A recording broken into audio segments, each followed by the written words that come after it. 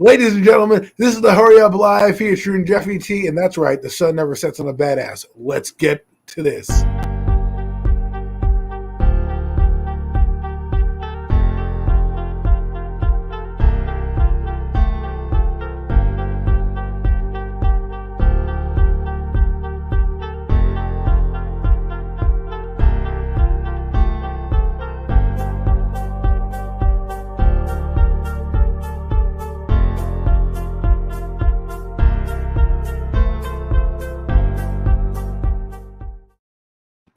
What's going on, everyone? This is the Hurry Up Live with your boy, the Don Juan of Sports, Adam Costas, and my man, New York Giant Jeffrey T. Jeff T. the Burner Turner. He's in the building. What's going on?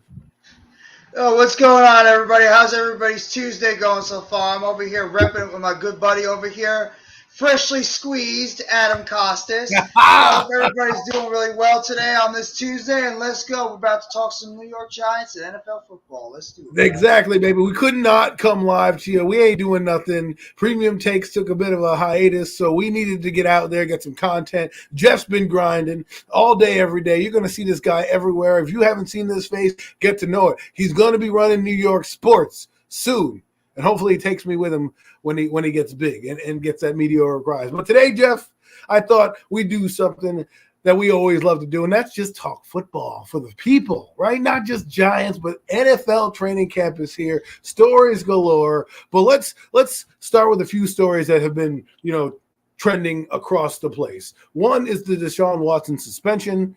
I know it's not a great topic to talk about, but it is running the airwaves and something we need to get out there. Now, regardless of what he has done, I think he's only going to spend 6 games away from the team. I think it actually, if they appeal it, it's going to be uglier for the NFL. I think the NFL just needs to I know they want to be big, bad, judge, jury, and executioner, but you got 6 games. He didn't do any abusiveness in terms of like beating women or anything like that. Just let it go. Don't make this uglier than it needs to be. You already have this cloud hanging over you. Jeff, your thoughts. AK, what's going on, man? What's going on, AK? And yeah, they just got to sweep this thing under the rug. I mean, this has been an absolute nightmare of a scenario ever since this first came about a year and a half ago. It feels like it feels like this thing's been going on for about 2-3 years, but just let him. The longest scandal I think I feel for any athlete in. Oh, this is who knows. This has been incredible, but they just need to have him serve the 6-game suspension. I know you're probably gonna get the little bit of back and forth. Like you probably heard that the NFL wanted to originally suspend him for the full year. Obviously, the NFLPA was going to have a major issue with that. So just let him serve the 6 games, and then just let him serve the 6-game suspension, and then that's it. You can just move past this. Hopefully, smoother things come about this. There's no other aligning issues that come around, and then just let Deshaun Watson go out there and see what he can do. But there's going to be a lot of people. There's already a lot of people that are petitioning that he should be suspended longer than the 6 games. Yeah, so it's still an ugly situation overall. But the faster I'd like we to can welcome in. Sorry, I'd like to welcome in AK, resident Eagle fan, resident fan of the show. This show is the Hurry Up featuring Jeffy T. He is one of the features on the show. But AK, we're just talking about Deshaun Watson, and we're going to start with that first, and then probably go across the league. But what are your thoughts quickly on Deshaun Watson? Sorry about that, Jeff. Did not mean to. Man, Okay. If I was Calvin Ridley, I'd be a little pissed. I ain't gonna lie. Losing a whole year for betting football compared to what Watson did, and he only got 6 games. That's 2 different spectrums. Good point. I'd be pissed if I was Calvin Ridley. And secondly, man, there was somebody who said yesterday, and I never thought of it, but maybe somehow secretly, and how they might have kept a secret, I have no idea. But maybe last year him not playing was a year suspension for what he was doing, and no one really actually knew. Like they kept it inside, because he did not play at all last year. And I asked the guy, I said, well, if they were able to keep that a secret, I said, shout out to them, because that's hard to keep that shit a secret. That's actually, I kind of have that same sentiment, but like I thought about it like this: you already put this guy through a year of hell. Okay, Mhm. he's already missed game checks. But like, remember last year he was supposed to be a free agent, right, or traded, whatever the case may be. He was going to get a bag last year, and then these allegations happened, right? And ever since then, he hasn't done anything. Now he's served his time. He's going to get an extra 6 games on top of the 17 he missed last year. So technically, he's missed what? Almost 23, 24 games in 2 years. I think the guy's been penalized enough. And like you said, if I'm Calvin Ridley, which you're right. You would be angry, but in the same vein, if I'm Deshaun Watson, he didn't bet on the games. That's where Calvin Ridley is like, well, I agree with you on that, but at the same time, you're betting on your own league. If he's betting on basketball, I really don't give a damn, but you're betting on your own league. I get it. I get what you're saying, but I mean, it's not like the dude put millions of dollars down. I think it was like, what, $1,500 he put on his team to win. I mean, you made gambling for sports legal. People do it all the time. Listen, there is guys who play in the NFL who have gambling issues, and we all know that. Like, they like to gamble. You can't make something legal and then also expect the guys who are gamblers not to fucking gamble, bro. That's like the weed conversation. Yeah, I mean, like that's another thing too. People are in front of a cokehead and telling him not to fucking smoke. What's going on, NYG22? How you doing? What up, man? NYG? People What's are good see with y'all, fellas? There's athletes out there saying that you have all these scandals going around. Like they're saying that I got suspended for about a year for smoking dope, and then you see what happened with Watson. So you have those people that are coming out now and saying, "Well, I got in trouble for smoking weed for a whole entire season. I was suspended." And then it's a very messy situation going on with this whole Deshaun Watson thing. You're absolutely right, and I don't want to necessarily bring it up because we football's back. It's almost like Christmas in August, right? At least for us diehard fans. But it's something that won't go away. And I thought, let's talk about it, get it over with, move on from it, and talk about the rest of the team. NYG, have any thoughts on Deshaun Watson? I just think the NFL and their whole policy is messed up in general, because the fact of the matter is that the NFL will charge you or punish a player that hasn't been charged in court. So regardless whether they figured that Deshaun Watson should have got more than 6 games, I think the whole policy needs to be redone, because the NFL has always took it upon itself. Yeah, they always took it upon themselves to punish players that haven't been punished in a court of law. So basically the NFL is saying we're higher than the law of the land. And yes. I just think the whole policy is trash, to be honest with you. Well, it is. And what's interesting is, like, they talk about it, they collectively bargained for this, right? So everybody was in the meetings dealing whatever it is that they were dealing with to get to these disciplinary rules. But my issue is you can't be one way with one person and then one way with another, right? You just got to be uniform, that like no matter what you do, if it's conduct detrimental to the team, you have 6 games, right? You get popped for illegal substances, it's 8 games. You abuse people, children, women, whatever, you get the whole year, right? You gamble, you get the whole year. That way they know going in the consequences for the specific behaviors. Now, if new behaviors come up, you have to address those as they come, right? Obviously not everything's going to be uniform, but what they should do is go in, renegotiate this and say, listen, here's what the penalty is going to be. Not saying that that's going to stop guys, but if guys are dumb enough to still bet or, get in trouble or whatever, they're going to know the consequence now. They're not going to sit here and be like, well, I can appeal. Then no, you have it in writing. This is how many games we get. Bingo, bango, boom, let's move. You're not going to get paid for 6 weeks. Recoup that money some other way. This way. Yeah, but dude, they've never backed anything that they've fucking stood behind. Ever, the NFL. I mean, let's be honest, bro. That's true. The second year in the COVID year, they sat there and said, we will not fucking put games on hold and move dates of games. And what the fuck did they do? They did exactly what they said they wouldn't fucking do. And that's what I'm saying. Like, they never, ever back what they fucking say. I get it, but at least there wouldn't be, this gray area that we have every time. Because now, that's the problem, is the NFL does this stuff where they give you just enough, right? To me, You need to have it uniform so that no matter what the hell happens, I'm getting 6 games. I go out and punch somebody at a bar and get caught on TV, or get prosecuted. Doesn't matter what happens. The NFL has their law. The problem is what NYG said, is they try to play God sometimes. They're like, oh, it's a privilege. Yeah. Granted, the greatest player. To find out what the Alvin Kamara situation too is, because that still has to be decided. Exactly. Well, and it all depends on who it is as well, bro. Because I mean, think about it. At the beginning of the year, you got to realize. Remember that Seattle Seahawk linebacker that hit his girl? Oh, you heard about that one fucking day, and it was done.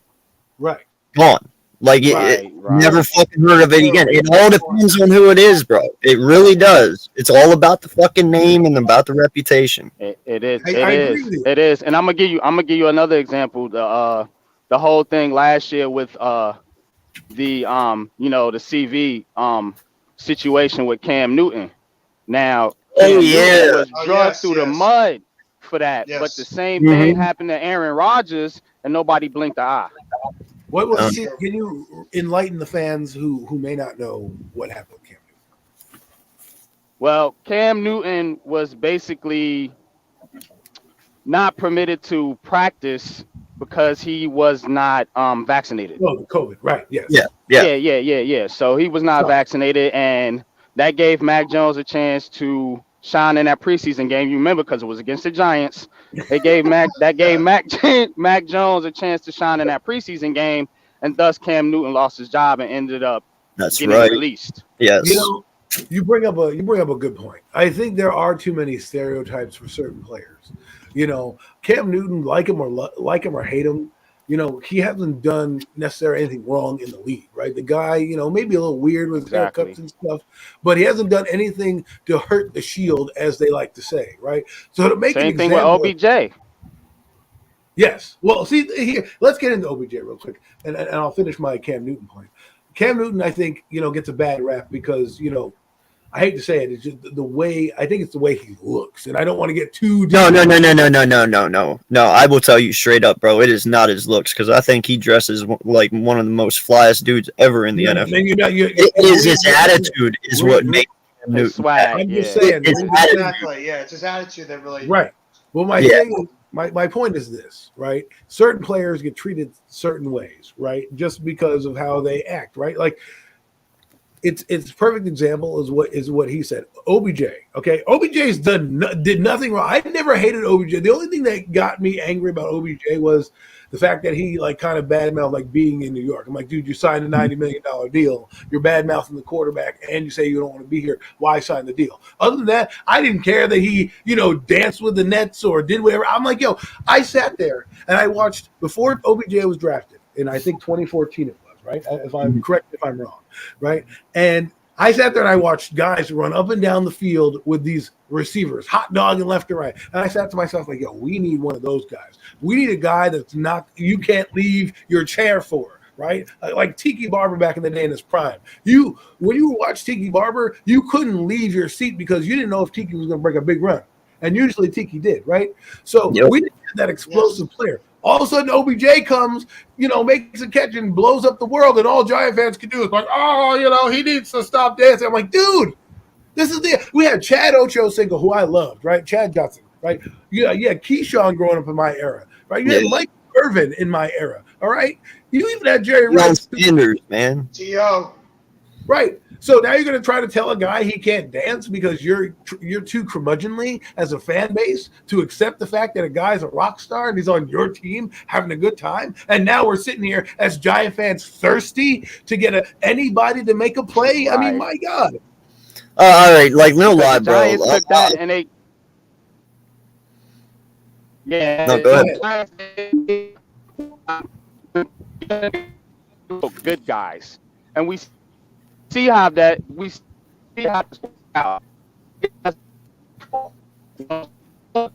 You're breaking up, NYG 22. I think what he's trying to say is that the Giants have a clean cutter image, almost similar to like the Yankees, right? And I feel like their fan base is Yankee fans as well. So they be in the George Steinbrenner, no haircuts and all that garbage. I'm like, we need personality. The biggest personality in the history of the game and probably of our franchise is Lawrence Taylor. Okay, so don't He was give no me choir boy either. He was Don't no give- choir boy. and he was worse than Odell. Odell got caught. Exactly. Well, Adam, Go ahead. like I wanna say something here real quick, bud. Like for instance, we talk about that swag, we talk about the entertainment factor and the dancing factor. I'm only bringing this up because of that.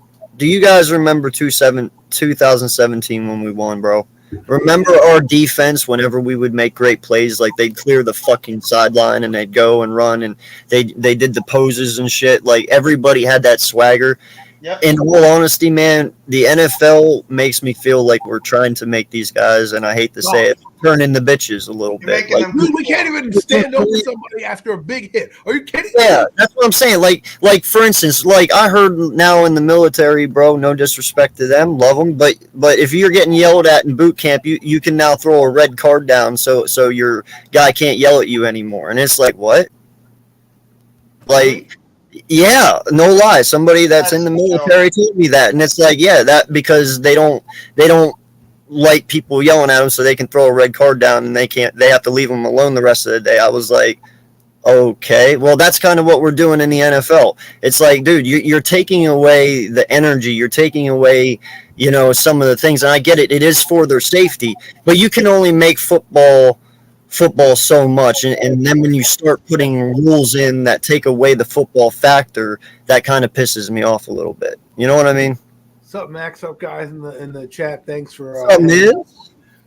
What's up, guys? I agree with what you're saying. Go ahead, Jeff. They've heard enough of me. No, that's why a lot of people have had issues with Kadarius Toney lately because they think he's going to be the same type of personality. With Exactly. And who cares? We need that, though. As long as the guy is not creating too much of an issue off the field. If he's not going to jail, I don't care what he does. And that's what I mean. Like nothing like that. If he's going out there on the field, I don't care if he dances. I don't care if he sings. I don't care what the hell he does. If he's going out there and scoring touchdowns and making plays for our team, as long as he's not punching anybody or committing a robbery or doing anything like that, I don't care what he does. He's helping our team. You need personality on your team, and I'm glad we have guys like Kayvon Thibodeau, who is out there, outspoken, willing to be, give that big boisterous personality. I'm glad we have a Kadarius Toney on the team. I love it. I love it. We don't need choir boys like Daniel Jones all the time. No disrespect to Daniel Jones. You need to have like a nice little mix. Even Saquon Barkley's like a little bit of like a nicer, quieter guy. Before I let NYG get back in here, because I think his mic is fixed now. The thing about the personalities is this, right? When this guy is making rap songs, everyone gets all uppity like he's not cares about football. Football is 3.5 years. The average NFL player plays 3.5 years. So you're trying to tell a guy who can build an empire, who can build an empire or do something outside, who's going to be still young. I'm not saying Kadarius is going to be out of the league in 3 years. All I'm saying is, these guys can do that now. Let them do it. You know how many of these guys go bankrupt because they have no money or they have no skills because all I know is football? Carl Banks does starter jackets. Am I mad that he does starter jackets? He did that during his playing years. He started that company. You know what I mean? There was no social media to go over it and say, well, Carl Banks doesn't care about football because all he cares about is jackets. Oh, my God. Give me a break. Okay, I'm just tired of that shit. Social media nowadays. I feel you, bro. But I mean, imagine trying to take the swagger out of Deion Sanders, bro. Sanders would have never been Sanders. Like his swagger made him, and that's what elevated his play. Like if you said you can't do what you did, dude, fuck Deion would be like, fuck you, dude. And a lot of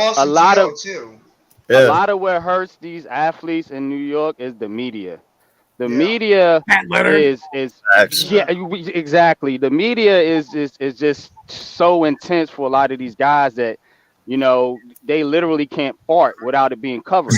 You know what I'm saying? And it's like he wiped with his left hand. He's a bad guy. Right. You know what I'm saying? So that's what deters a lot of star players from coming to play in New York. And then when we do get those star players, the media does their best to run them out of town. Right. You know what that's called, New York? That's called big market or big team media. You know, like for instance, we go through it too here in Philly. All big market sports people go through that because we have but you have more personality on your team than the Giants sometimes. I mean, you've got it's more accepted in Philly. No, we're talking media level though. Our media bro is partial on our fucking team, bro. Right. Like they. I think market medias are going to be. I just want to touch on something that NYG said. I think he's right. I also think it's a systemic thing in terms of their old school mentality that Giant fan base has, right?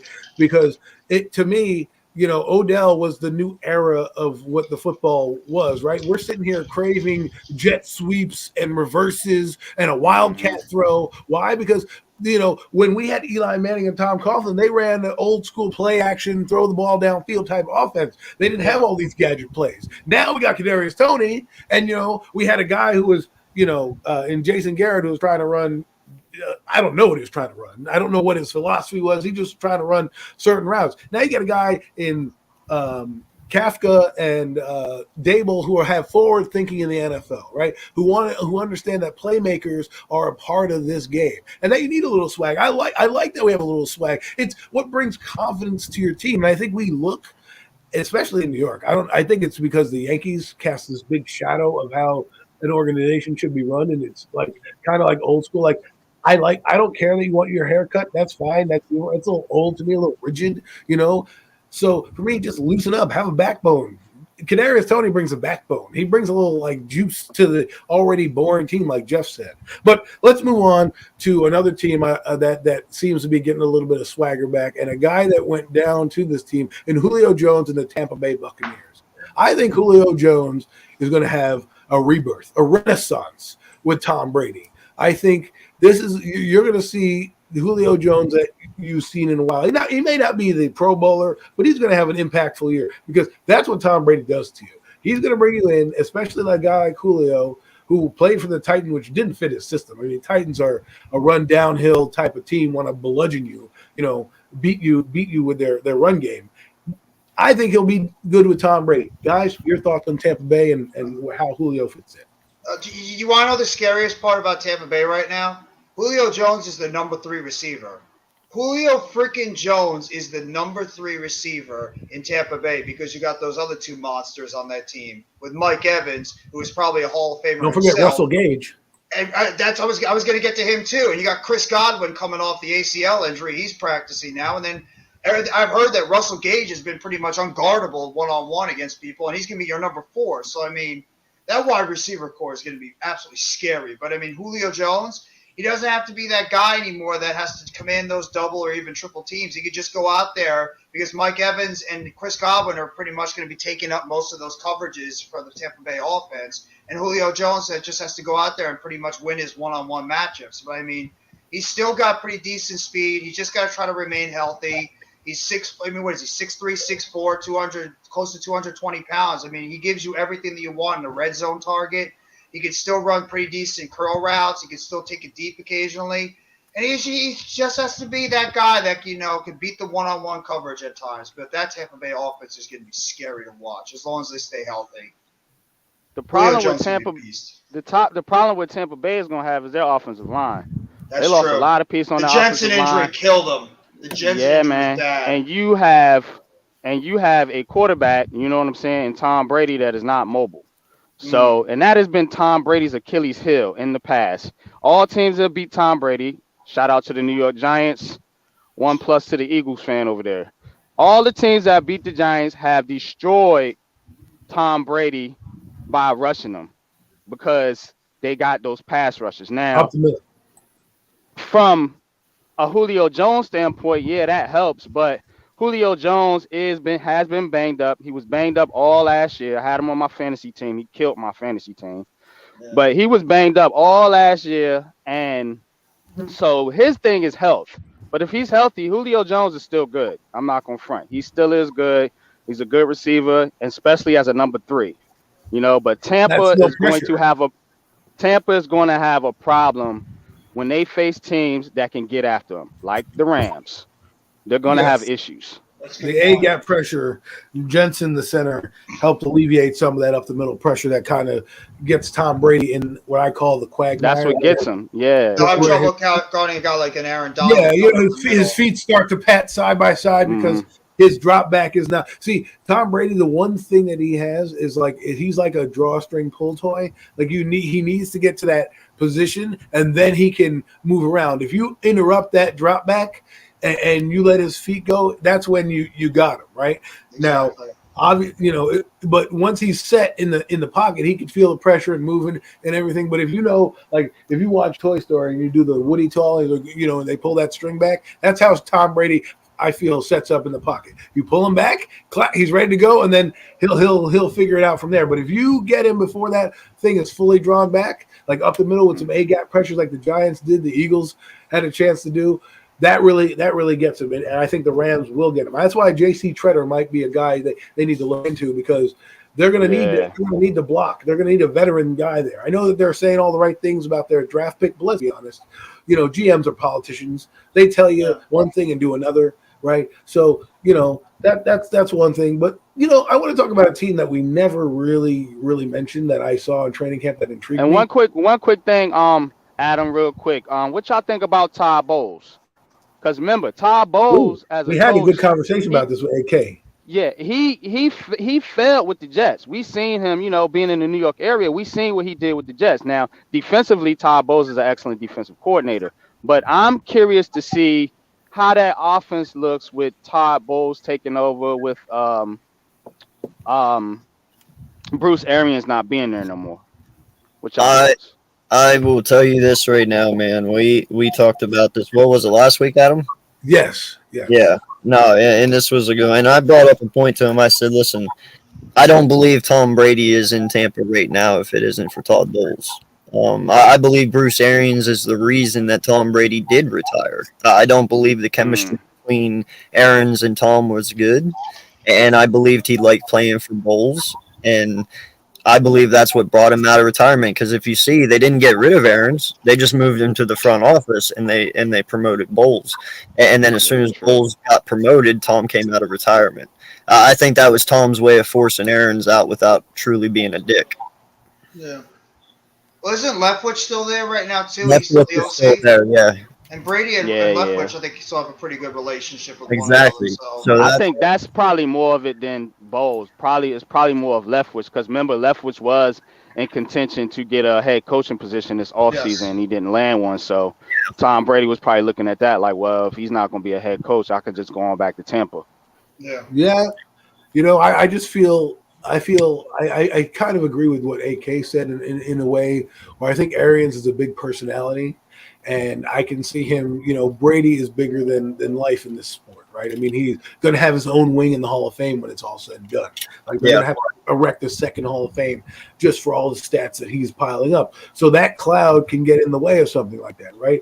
So Todd Bowles being there, I agree. He's not the coach that Arians is with NYG 22, but does he have to be, right? Because if his defense is still good, all he has to do is tell Byron Leftwich, who called the plays last year, and now Tom Brady, just call your plays and I'll direct the traffic. So I think if this were someone else, I'd be a little bit more worried, because he did coach with the Jets, even though albeit not great. He has that experience where he can do the administrative shit that needs to be done and let Byron Leftwich continue to grow as an offensive coordinator. And then when he's ready, he'll leave. But well, can I ask a question real quick, dude? Because I heard about this.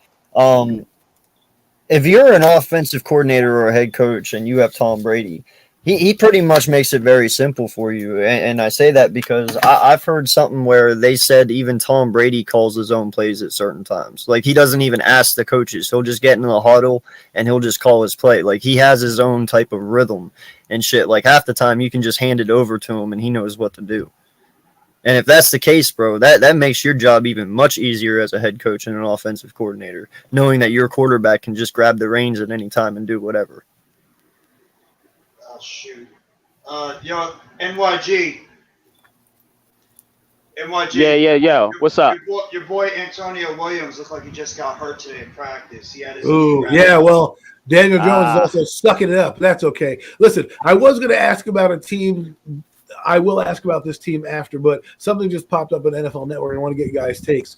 So there's NFLs doing alternate uniforms. I was wondering your guys' thoughts on some of the uniforms you saw that you like, some of them that you may think that are ugly. I mean, for me, I like the Texans red helmet. I think that crimson red looks pretty good with what they're bringing out, and I'm intrigued to see how this Bengals black. Yeah, that's the favorite for me. The Bengals. Bengals one looks really nice. The white and black one? Yes. Yeah. Yeah. No, that's dope, dude. I think that's going to be awesome. awesome. You see Joe Burrow running around he's in Bengals camp on a scooter right now. Oh, look at the Jets. On a scooter. The Jets are getting hyped. Anyways, I want to move to a team in Florida, right up the road from Tampa Bay, and the Jacksonville Jaguars. I was watching them the other day, and I looked at their roster. They were at, I love watching Inside Training Camp Live. Gives me some ideas, and I was wondering what you guys' thoughts on how they're building this team. They just got Trayvon Walker. They have Josh Allen on the defensive line as well. They got Chad Muma and a couple other pieces. Offensively, Devin Lloyd. Yes, Devin Lloyd. Yeah. Trevor Lawrence coming to his own. Doug Peterson's an actual head coach. I think they're really, I wouldn't be surprised if they start to build something slowly there in Jacksonville. I know people might think I'm crazy. Doug Peterson. Nah, I actually did a video on this. Adam. And Jacksonville Jaguars is my sleeper team for that division. And I say that because if Doug Peterson, now AK, he can speak on this too, because he was your coach. Now, if Doug Peterson can do what he did with Carson Wentz, because remember, Carson Wentz was playing at an MVP level before he got hurt. And I think those injuries piled up, and that's why Carson Wentz looks the way he looks now.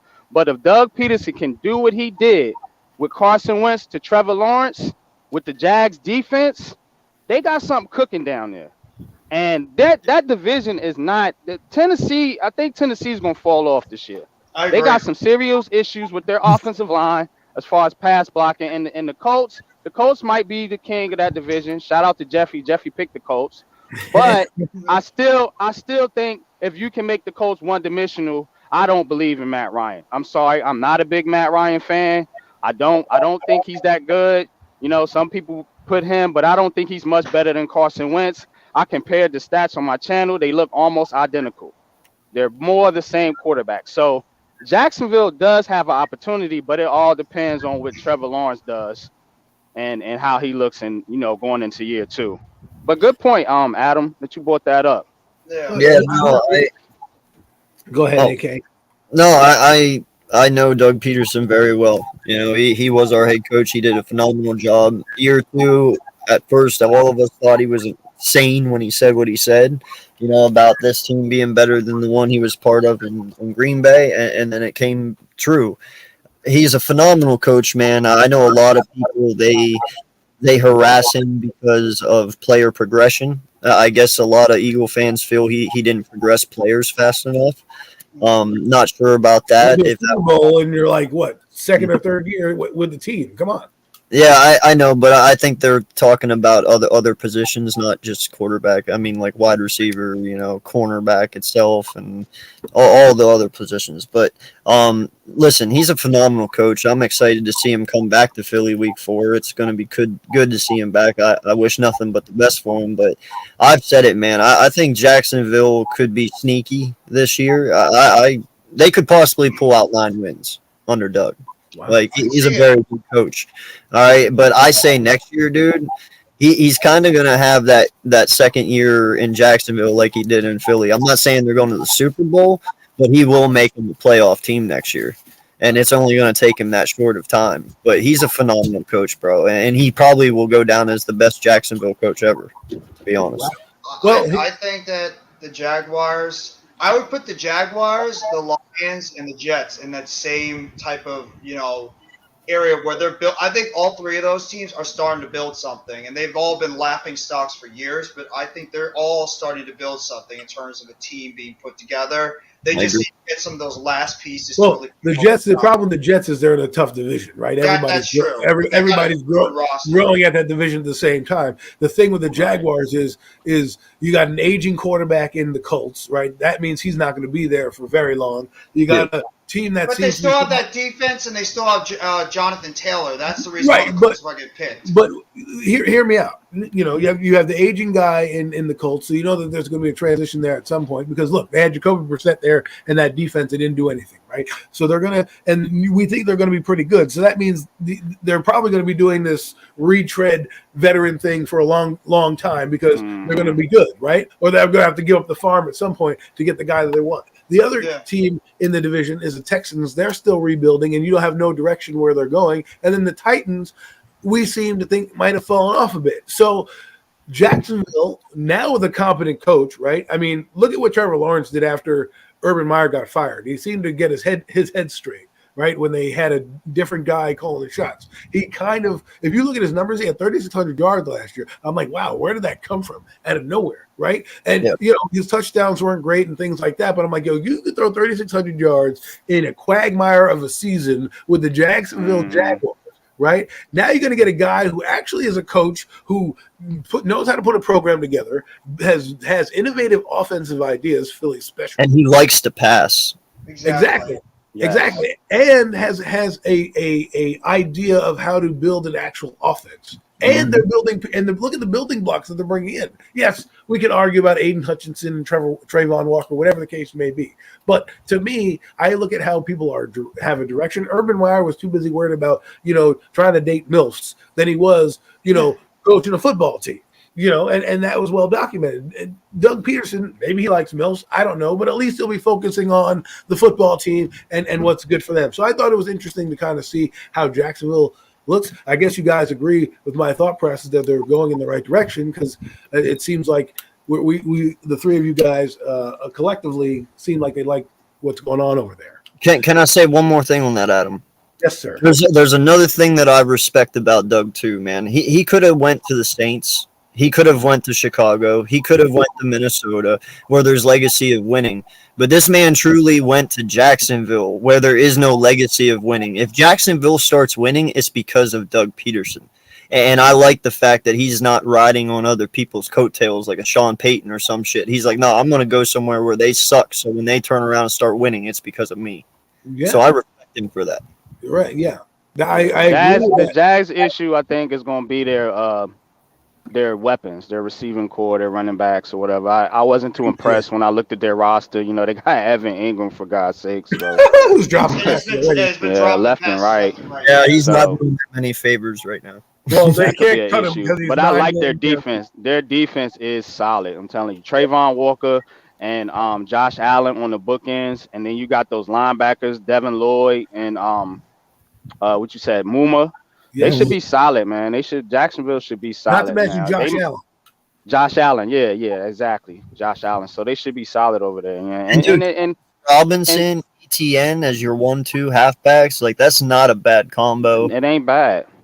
No, that's pretty. And I mean, they'll actually have ETN this year. He didn't play at all last year because he got hurt. Exactly. So they got potential, bro. I'm not gonna. A bad receiver. Chenault's a beast, bro. They just never used him right. But Doug Peterson will use Chenault, and he'll use him right.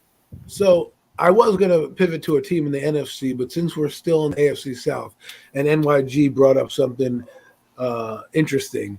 He said the Colts, right? So what do you guys take on the Colts here? I happen to like the Matt Ryan signing. I think he's just a little bit – I understand what you said, NYG, in terms of comparing the numbers.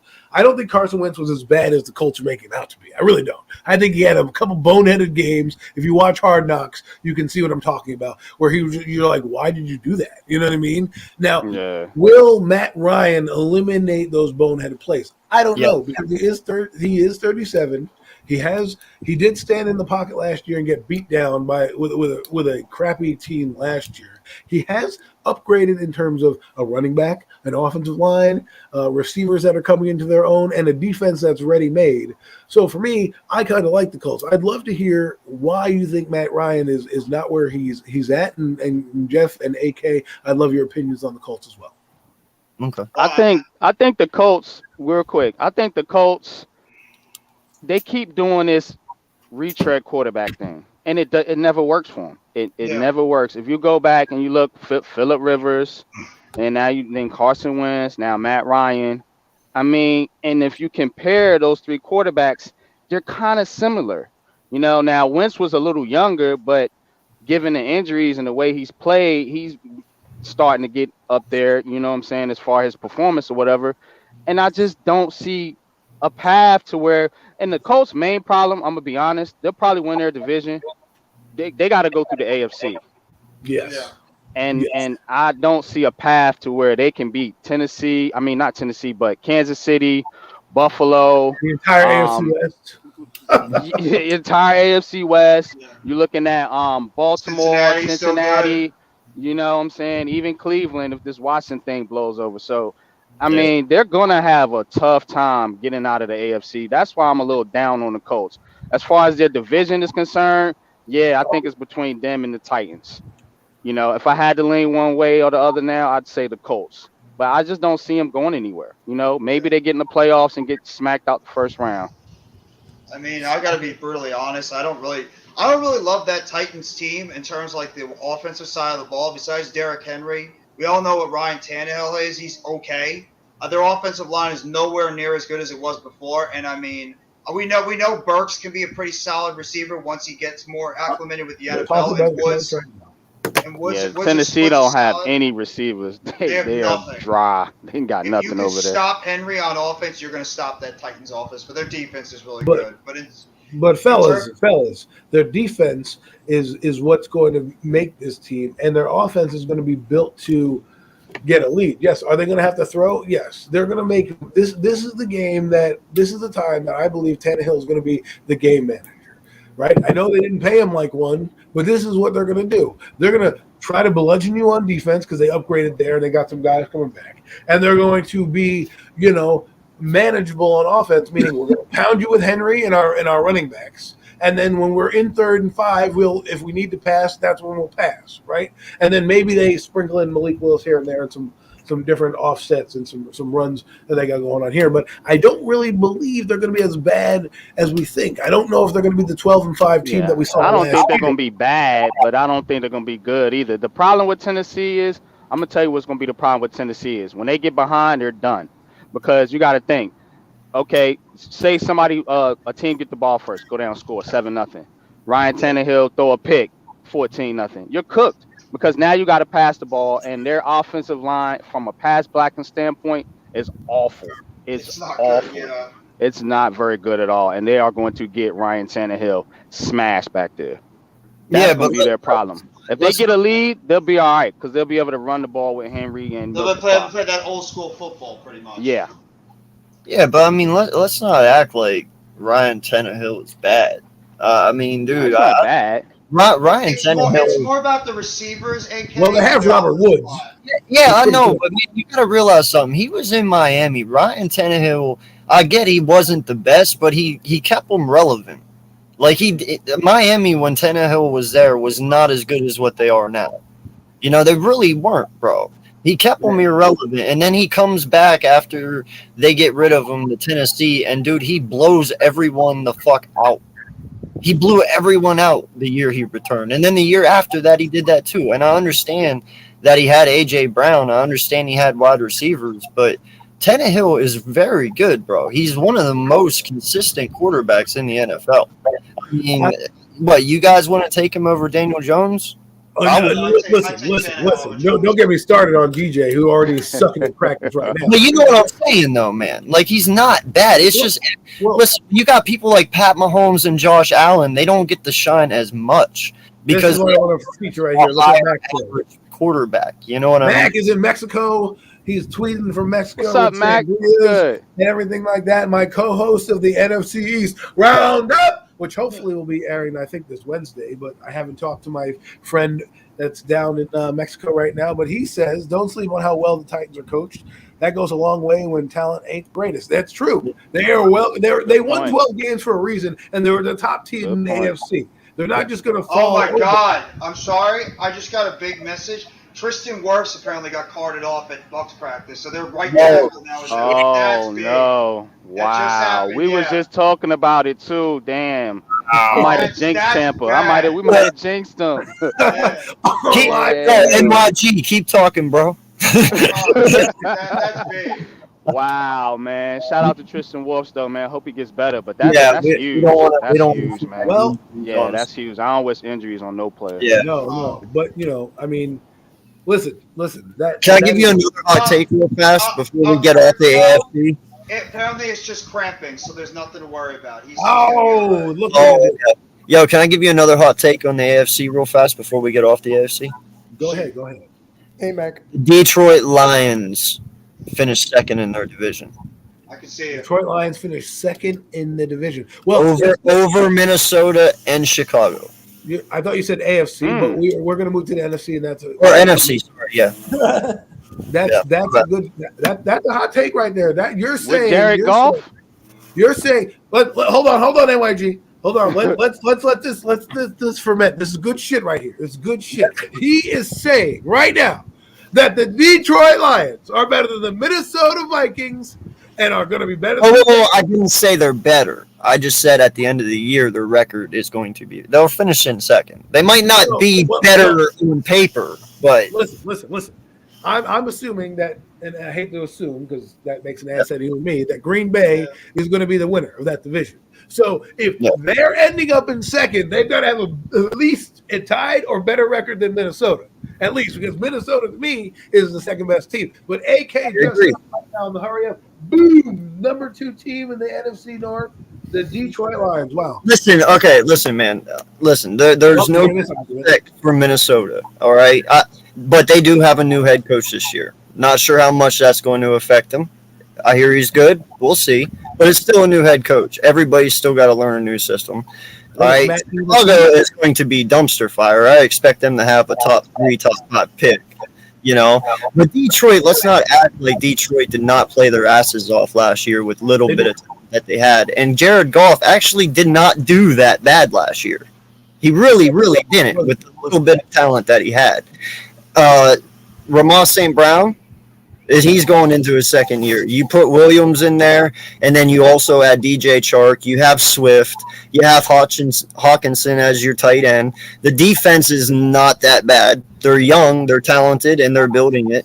Dude, they have talent to win games. I mean, hell, they blew out Arizona 46-6 or 42-6 last year. So he didn't study that team. That's why Kyler Murray didn't study that team. But that's my point, though, man. And I thought Campbell was going to be a joke. I really did. That press conference. I like it. But he showed that these players play for him. Like, they played their asses off for him last year, dude. They're only going to get better. I'm just. Yeah, I'm afraid, Doug. I just hope you don't have that Joe Judge effect. Where your players play hard for you one year and they fight hard, and then the next year they come out and boom, they flop. Yeah, because the message gets old because they don't win. And the they message gets old when you don't win. But they did get more talented, though, and I'm not going to excuse that. Like, for instance, I have us winning week 1, but they're going to give us a better fight than what they did last year. They should. They have way more talent. You know what I mean? They were in a lot of their games. I think there's that going around. A lot. 6 or 7 games by 3 points or less. So this year they played the AFC East and the NFC East. So I mean they got a chance to do it, but I just think Max said something about coaching. I also believe in talent sometimes. They got talent on offense. They do have talent, though, bro. They have their talent. offensive line is very good. And those skill positions are good too. Yeah, I'm telling you, bro. Don't sleep on Detroit. I'm telling you. I'm not going to sleep on Detroit. And if they happen to end up second, I will be tipping my cap to you on some stream somewhere. But Jamison Williams, Amon St. Brown, DJ Chark, Swift, and you got Hawkinson at tight end. That's a pretty damn good core of skill position players right there. Then you got Jared Goff, though. Like, that is. Didn't they draft somebody? No. Yeah, but here's the thing, bro. How do you know that Goff's problem in the Rams was the system? Maybe that system didn't fit him. Maybe Campbell's system fits him better. I don't know, man. All I'm saying is he did a decent job last year with the little bit of shitty talent that he had. And he's only going to get better. I mean, hell, let's not act like he hasn't been to a fucking Super Bowl. Right. Well, I'm not going to use that as my definition of quarterbacks, but no, but My You got to point give is, credit where it's due. Is my point. Anthony Lynn got fired last year, and apparently Goff had better games after he was fired, right? So maybe the guy the guy that replaced Anthony Lynn will harness some of the strengths that hindered him. Now in the Rams, I think it was a lot more to do with him, maybe Sean McVay not thinking he's as smart or whatever the case may be. I have no idea. I wasn't in their locker room, but with that being said, Goff doesn't have to be a superstar for them to be number 2 in the NFC, right? So, but let me move on to another team I want to get you guys' thoughts on that has quarterback controversy that's also in the NFC, and that's the 49ers, right? A team that has an influx in the quarterback position, believing in a second-year player, hoping they get the Patrick Mahomes effect like, they did in Kansas City. What are you guys' thoughts on how San Francisco will do, and do you think Trey Lance will be good? Well, that's the biggest question of all right now is what the hell is Trey Lance? We've heard that this guy's got a lot of upside, but he really hasn't shown much or hasn't played a lot since he came into the league last year. So he's the biggest question right now. But, I mean, in terms of the rest of their team, they got a pretty good offensive line. Trent Williams is arguably the best offensive tackle in football. We know what McGlinchey could do on the other side. They did lose Laken Tomlinson, which is a bit of a blow to that offensive line, but they're still pretty good. They did sign Deebo Samuel to a long-term deal, which is good. They still got Kittle. I mean, they have Mitchell as their starting running back now. Ayuk is a very good number 2. So, and they got everything. Their defense is still pretty solid, too. I know it's a little bit of a blow to their defense. They lost Eric Armstead for a few weeks to an MCL sprain. But overall, I mean, they still got a pretty good defense over there in San Francisco, combined with some good offensive skill players. It's just the biggest question with them is what is Trey Lance? What are you going to get from a guy that has a lot of upside but hasn't really shown it yet in the league? And he's just right now that project-type quarterback that has to go out there and just has to make sure he doesn't fall on his face. As bad as Jimmy G was, Trey Lance must have not been anywhere close to being ready if they were continuing to play Jimmy G that whole time. And Trey Lance also struggled with injury issues last year. So that's the whole thing that might hold that team back right now is what is Trey Lance going into this year? That's the biggest question you got to ask. Shout out to Mac, the Giants fan, real quick. I was gonna punch this in here, but talk about coaching, because coaching is with the 49ers with Kyle Shanahan.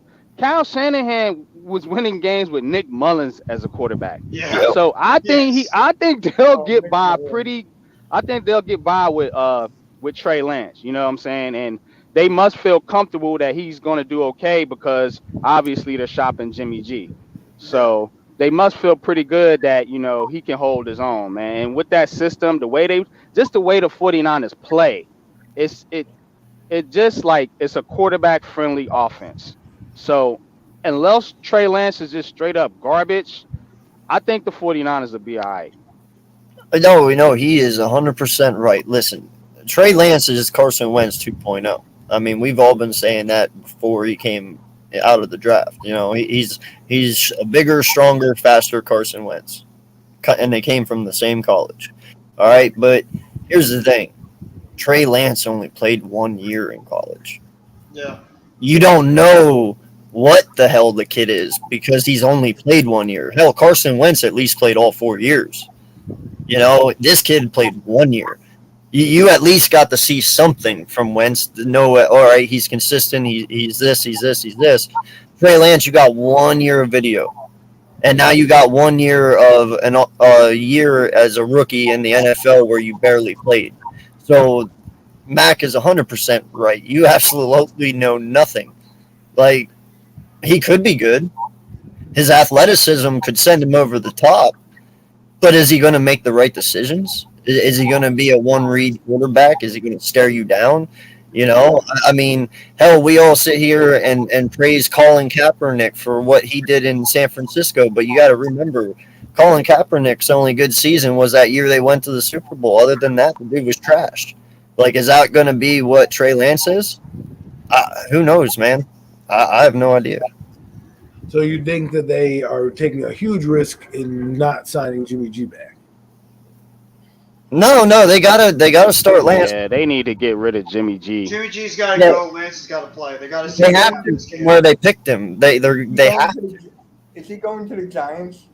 No, Giants No, already you shot go that. to Seattle. Why the hell would we want Jimmy Garoppolo? Man, like Why don't would I start want that. another quarterback that I already hate? Okay, all right, it's bad enough I have to deal with Daniel Jones and all that mess for the next friggin' 17 weeks of Bro, my life. y'all should start Tyrod Taylor, in my opinion. I'm agree not gonna I lie to you. think he would do. I'm not gonna lie to you, AK. I wouldn't be surprised if we start in mid-season, but that's a story for another day.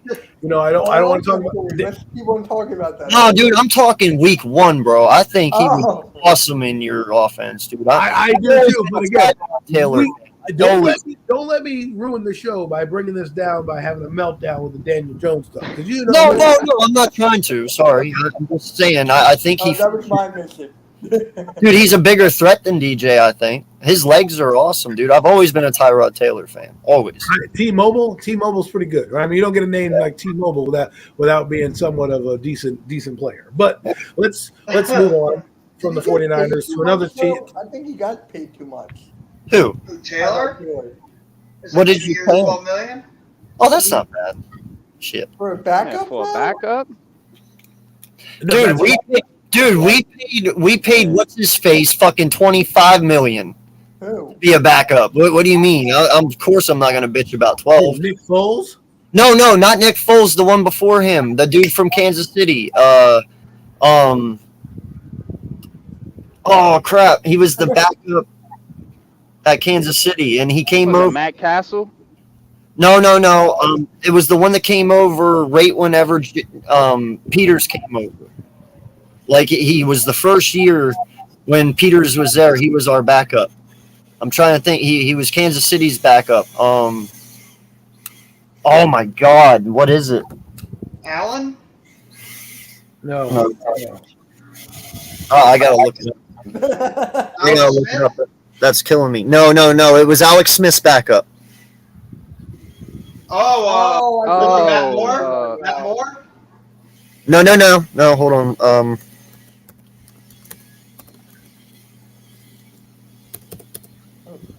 This one, Matt Moore was the backup last year. Chase Daniels. Daniels, yes, thank you. Chase Daniels had $25 million to back up Carson Wentz his rookie year, bro. That's a lot of money for a backup. Well, right. But what I'm saying is, I'm looking at what we gave Colt McCoy, what we gave, Mike Glennon, and to me, when Tyrod, I didn't want to go down this rabbit, but we'll go down this rabbit hole for a few minutes. When Tyrod Taylor, damn you, Mitchell, get off the street. You got a 5-minute penalty for insufficient. How long until Jalen Hurts gets replaced by his backup? Hey, whoa! Why are you throwing shots, bro? No one's doing. Hey, Mitchell started it with the Daniel Jones stuff. Question. Put him in the penalty box. Yeah, Mitchell. You're removed. You're removed. 5-minute penalty for asinine statements like that. You'll be when the judge decides to let you back in. But let me move the show along before we have a meltdown about Daniel Jones and all this crap. So my thing is this: the AFC, it seems stacked. I'd love to see your guys' takes on some of these teams. I'll start off with the Buffalo Bills. Right? I think they're going to go to the Super Bowl. That's my AFC team, but I really do love the LA Chargers. But let's talk about the Bills. Do you guys think they have enough to be the top team in the AFC? Oh, yeah. Yes. Yeah. Yes. Yep. Most definitely. They're better than the Chiefs. The Bills got the potential to be a top 5 offense and defense. That's Bro, with a top 5 quarterback. Or now that they got Cook. Well, they're going because I'm Von Miller too. They got Von Miller. Sure. I agree with that, but I'm saying the only thing in the last few years that has held this offense back from being Super Bowl bound has been Singletary. Now that they have Cook, dude, lights out. He's right. Yeah, but the defense was a fraud last year. It wasn't the offense that cost them the game. It was the fraudulent defense.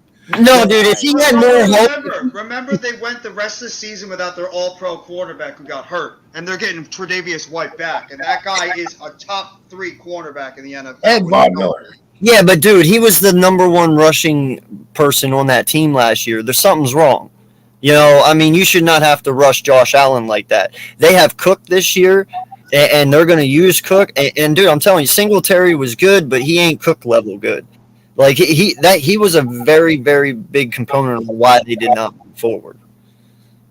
That's The true. Buffalo Cook's gonna make a big Bills difference. have got one kind of nagging little issue with them, and that's the Kansas City Chiefs. They can't Yeah. beat the Chiefs. Yeah. They can't beat the Chiefs. And that happens to a lot of teams. You know, remember Peyton Manning had that problem with the Patriots. Just Yep. couldn't beat Tom Brady for the Yeah, but longest now's time. the best chance, bro, because he ain't got Tyreek Hill no more. So no Yeah, more. yeah, exactly. There's no more Right, excuses. You got to Watch win Juju more. Right, AK. Smith-Schuster and watch Juju Smith-Schuster and Marquez Valdez-Scantling all of a sudden become great in Kansas City, of all things. I wouldn't Yeah, doubt but it. no matter what, bro, they ain't no Tyreek Hill. You can't run around 5 minutes and expect these dudes to be 80 yards downfield with no one around them. Well, they think they got Tyreek Hill light when they got Macaulay Hardman. They think that guy's McCole going to be Hart, what yeah. Tyreek. They, They think he's We'll going to be see. Tyreek Hill. Well, We'll I mean, see. they're going to do different things. I think Juju Smith-Schuster is a decent receiver for them, and playing with a quarterback that's not washed, you know, because in Pittsburgh, let's be honest, Ben held that team back, yeah. you he know, was Ben was washed. washed, and he was holding on to his, you know, I don't know why he was holding on, but you know, these guys, they want to play till their legs fall off. They look at Tom Brady, who, God forbid, I don't know, I don't want to say he's doing something, but there's something that in that sauce, that TB12 sauce, that keeps him He's going. a vegan, bro. That's his secret. He's a fucking vegan. Yeah. No lie, dude. Look at Tom Brady when he first came in. When he wasn't a vegan, he looks older at 22 than he does now, and that's because he went vegan halfway through his career. That's why he's playing. Yeah. He don't eat meat. I think the Chiefs I don't have any comment, but hey, Yeah. I'm not a big Tom Brady fan. I think he's overrated, to be honest with you. But really, Wow. yeah, I can I hear think why? I think Tom Brady has been the beneficiary of being on first excellent coaches. Bill Belichick is the now. I don't. He won a Super Bowl. Yeah, Tampa Bay had a stacked team. You know what I'm saying? When Tom Brady went there, They were you know what I'm quarterback. saying? away. That's Right, the only they were reason why he quarterback went away. there, because they were stacked. Yeah. Exactly. He goes where he's going to go where he knows he can win. You know, which makes sense for an Asian quarterback. But I just think a lot of Tom Brady's credit can be split down the middle to Bill Belichick. Now we'll see what he does this year. But I think Tom Brady's good, but I think he gets the beneficiary of having been on very good teams. They literally changed rules for Tom Brady. You remember when he got hit in the knee and he missed that season? And they changed that rule that you couldn't hit the quarterback below the and then talk about the tuck rule. They literally changed rules for this dude. NYG, you're leaving out one big main component. And they're deflating footballs too. I mean, come on. Yeah. Yeah, that listen, too. and the one thing Tom Brady had, no other quarterback had in the NFL is, and I've always felt this way, he was guaranteed 8 wins every year before he even touched the field. Listen, look at that division back in the day. You had Buffalo, you had Miami, and then you had The Jets. The Jets. the Jets.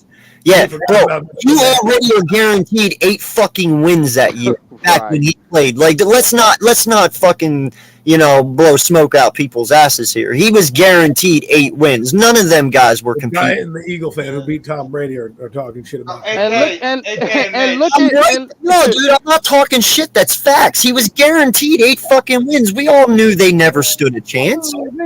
AK, your team just might have suffered an injury today at practice. Huh?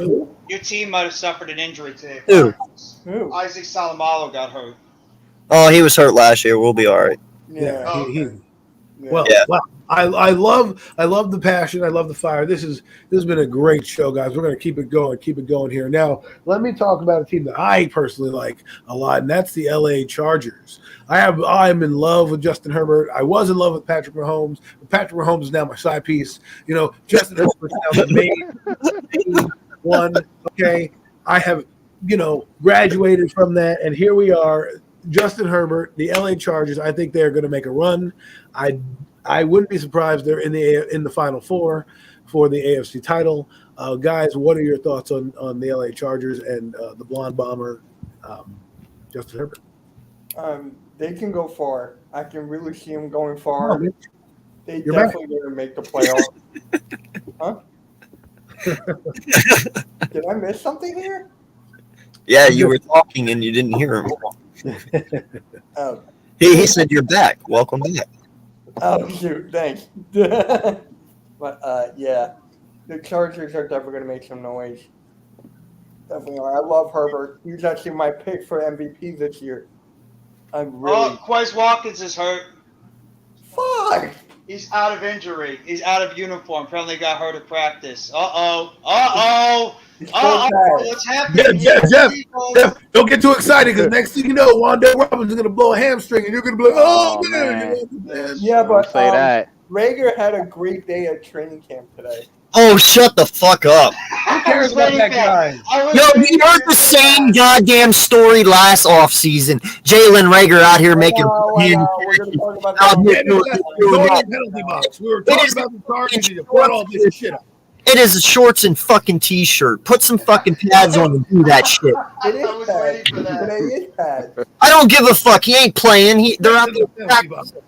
I know. I'm going to talk about that on MK Headlines today. All right. Well, the Chargers. Sorry, my bad. My bad. Until No, Jeff, I agree who's with you. banned for, he's in the box for blowing the whole stream up. Go on, guys. The LA Chargers, Mitch, you said was good. Anybody else? Because Jeff, you threw me off. Here we are. Chargers, Herbert, side piece, Khalil Mack, go. I just, again, like a lot of these teams we talk about, I got to see it with the Chargers, you know, because the Chargers, for all the greatness of Justin Herbert, they haven't even been in the playoffs yet. So, you know, they're a wait and see. They got a tough ass division. I'm gonna be honest. I like the Broncos out of that division, to be honest with you. Just like we said about Tampa Bay, they were a quarterback away. They got their quarterback. So now they're off and away. You know, I think the Broncos are the sleeper team of that division. But as far as the Chargers is, I think 3 teams are going to make the Raiders. I think they're out. But I think 3 teams will make that division. So I would put the Chargers in there. But now what they do in the playoffs, I'm very skeptical about. Because we haven't seen it. We haven't seen it, you know. Yo, that's crazy. What? What? What you just said. I can't believe you said that. You said the Raiders are out? I don't think the Raiders make the playoffs, nah. What? What? What? Oh my Oh, crap. That is hot take, bro. Oh Yeah, my I'm not big on the Raiders. Oh, okay. So let's do this real fast, yo. This, in all honesty, man, this is between the Chargers and the Raiders. I believe the Chiefs are 3rd and Broncos are 4th. Listen, everyone is sleeping on the Raiders, and I do not know why. And I'm so happy for it, man, because I'm telling you what, Derek Carr is getting MVP this year, hands down. Now, Like, that's a hot take. Oh, dude, that is not a MVP? hot take. That is not a hot take. Love He's going this to go shit. from like the You 13th, 12th, 13th quarterback in the league to an MVP? Bro, Are you look, kidding me? he was an MVP in 2015. He was right on track to have it, and then he got injured. And that was with Amari Cooper, and then they took Amari away, and that team hasn't been the same. He's got Devontae fucking Adams. I guarantee you this dude comes 1,800 yards. And what they got on defense? They got our old coach, Patrick Graham. Patrick Graham's a good defensive coordinator. They have But Max that Crosby been- and Chandler Jones. Vicious pass rush. That's true. They got the safety, who is one of the up-and-coming safeties. They got a great linebacking core that is young and up-and-coming. They got corners. Like, dude, this team is being slept on, dog. I'm not going to lie to you. Yards. He's better than you think. He's better than you think. And with those 2 defensive ends out there, he doesn't have the booty he's troping out there what he had with the Giants, right? No. I agree with that. Yeah, Patrick Graham is not a bad coach. I'm telling you right now, if Derek Carr does not have 5,000 passing yards and 48 touchdowns, it is a failed fucking year for him, bro. He has Devontae Adams, he has Waller, he has Renfro, and then also whoever their second wide receiver is, I forget who it is. Eric's probably going to kill me for this. I forget. But, dude, just Waller, fucking Renfro, and Adams alone, and then you add in Josh Jacobs. backup. Bro, that Kenyon offense Drake. is disgusting, bro. That offense is dirty. He better go out there and fucking ball. They do have McDaniels. as their head Then coach. you got So Josh who- McDaniels, yeah. Yeah, He he- wasn't I'm not saying they're A going to make the retread playoffs. failed head coach, yeah. My team that's going to be out of the playoffs in the AFC West, if there is one, because I think all 4 teams are going to go, would be the Denver Broncos. Because while I think they're a quarterback away, everybody else in their division has moved up. You know what I mean? Last year And they was the moved year up you too needed. with the quarterback position. And they But were no, 7-9 hold on. last year with what Hold they on, had. hold on. Teddy, 2-glove Teddy. I'll let you address it.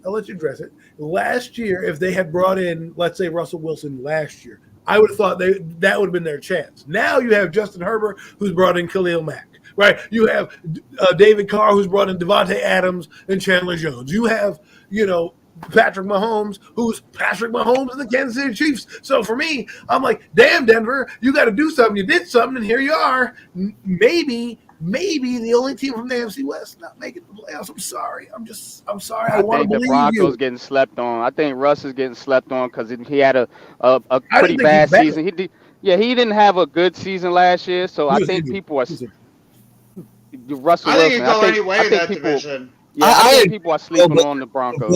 No, Let NYG finish his point. We cut him off. NYG, finish your point. Nah, you good. You could talk. I was just saying that, I think people were sleeping on him. I think Russ is a definite upgrade. You know what I'm saying? They won 7 games last year with Teddy Bridgewater. Who's to say they can't win 3 or 4 more games with Russell Wilson? And you're absolutely right, man. But my thing is, when you, like Adam was saying, when you look at these other 3 teams, they did upgrade at quarterback. I give you that. But there is still holes on this Denver team that need to be addressed yet. These other teams have made the proper and bigger moves than what Denver has done. Therefore, I have to put them over Denver. Yes, they have weapons at certain positions that can make them dangerous, but these other teams more, which makes them more dangerous than what Denver. I think. Let me ask you this, okay? I agree with Denver being good. I think they might make the playoffs, but they do have a new coaching staff. Do you think that's going to affect them going forward? I know you could say the same thing about the Raiders, right? Yeah. But do you think, because they're the team that had the most trouble last year, right? That they lost Bradley Chubb. Now he's coming back. They got a couple guys back. I do agree with you. NYG-22, their quarterback away. I just think the entire AFC is good, and they're the only team for me in the AFC West that if things don't break right, I can see them being out. The Raiders, we're already hyped on the Raiders. Like we know Josh McDaniels hasn't coached a down with the Raiders yet, and we're like, bah, right? We don't know. I forget who the coach is of Denver, but I know he's a defensive coordinator. Will that be a factor? Will he, because he hasn't been a head coach, have those rookie growing pains that may cost his team? I think the Raiders are going to struggle. I think when you have like pieces like you were just saying that you don't know how they're going to mesh because you got a new coaching staff, you have a new offense, new defense. You don't know how these pieces are going to mesh. You don't know how the offensive line is going to hold up. I think they're getting a little overhyped because they did well last year. They snuck into the playoffs. They had a little controversy. They rallied, got into the playoffs. Cool. Got knocked right out. I don't know if Derek Carr is that quarterback that can take that next step. Well, I don't see it. Well, and dude, I love how you said about the controversy too. Like, let's talk about that. It started with AB, and then it goes to Gruden, and then it goes to who was the wide receiver? Ruggs, right? Oh yeah, Henry Ruggs, yeah. Ruggs. Like, dude, it's been drama after drama after drama with this team. And let's be honest, if this was any other team on the most part, like if this was Cleveland or somebody Cowboys, they would fucking just crumble, bro. The Raiders have fought and fought and fought their asses off, and they got into the playoffs last year through all that drama. What makes you think they aren't going to come out here and be better?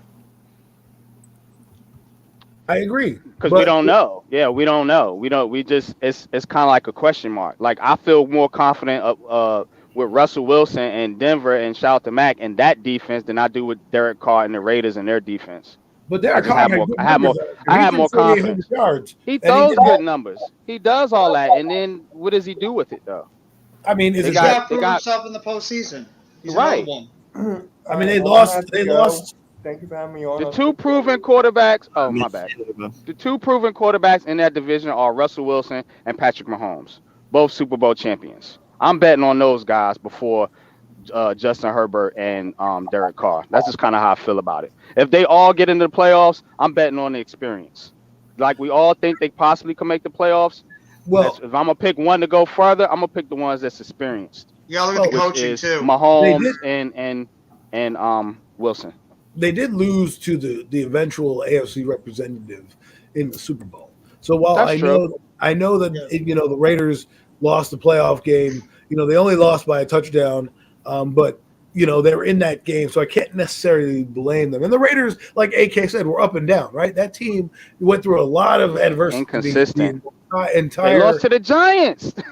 Yeah, but you think about that. They lost Henry Ruggs, who was getting in trouble for running people over and that accident that he had. Fired John Gruden for his racial slurs and shit. That's a lot. That's a lot that weighs on a team, right? A new coach having to come in here midstream. Most teams would have crumbled and not made the playoffs. The fact that they were resilient, and Derek Carr is a proponent of that. Now, I don't agree. I agree that they lost to the Giants, but let's be real. Okay, they played a terrible game and still were in the game at the end of the game. If it wasn't for that they were driving downfield for a touchdown, if it wasn't for McKinney's pick six, they're probably kicking a field goal to win that football game.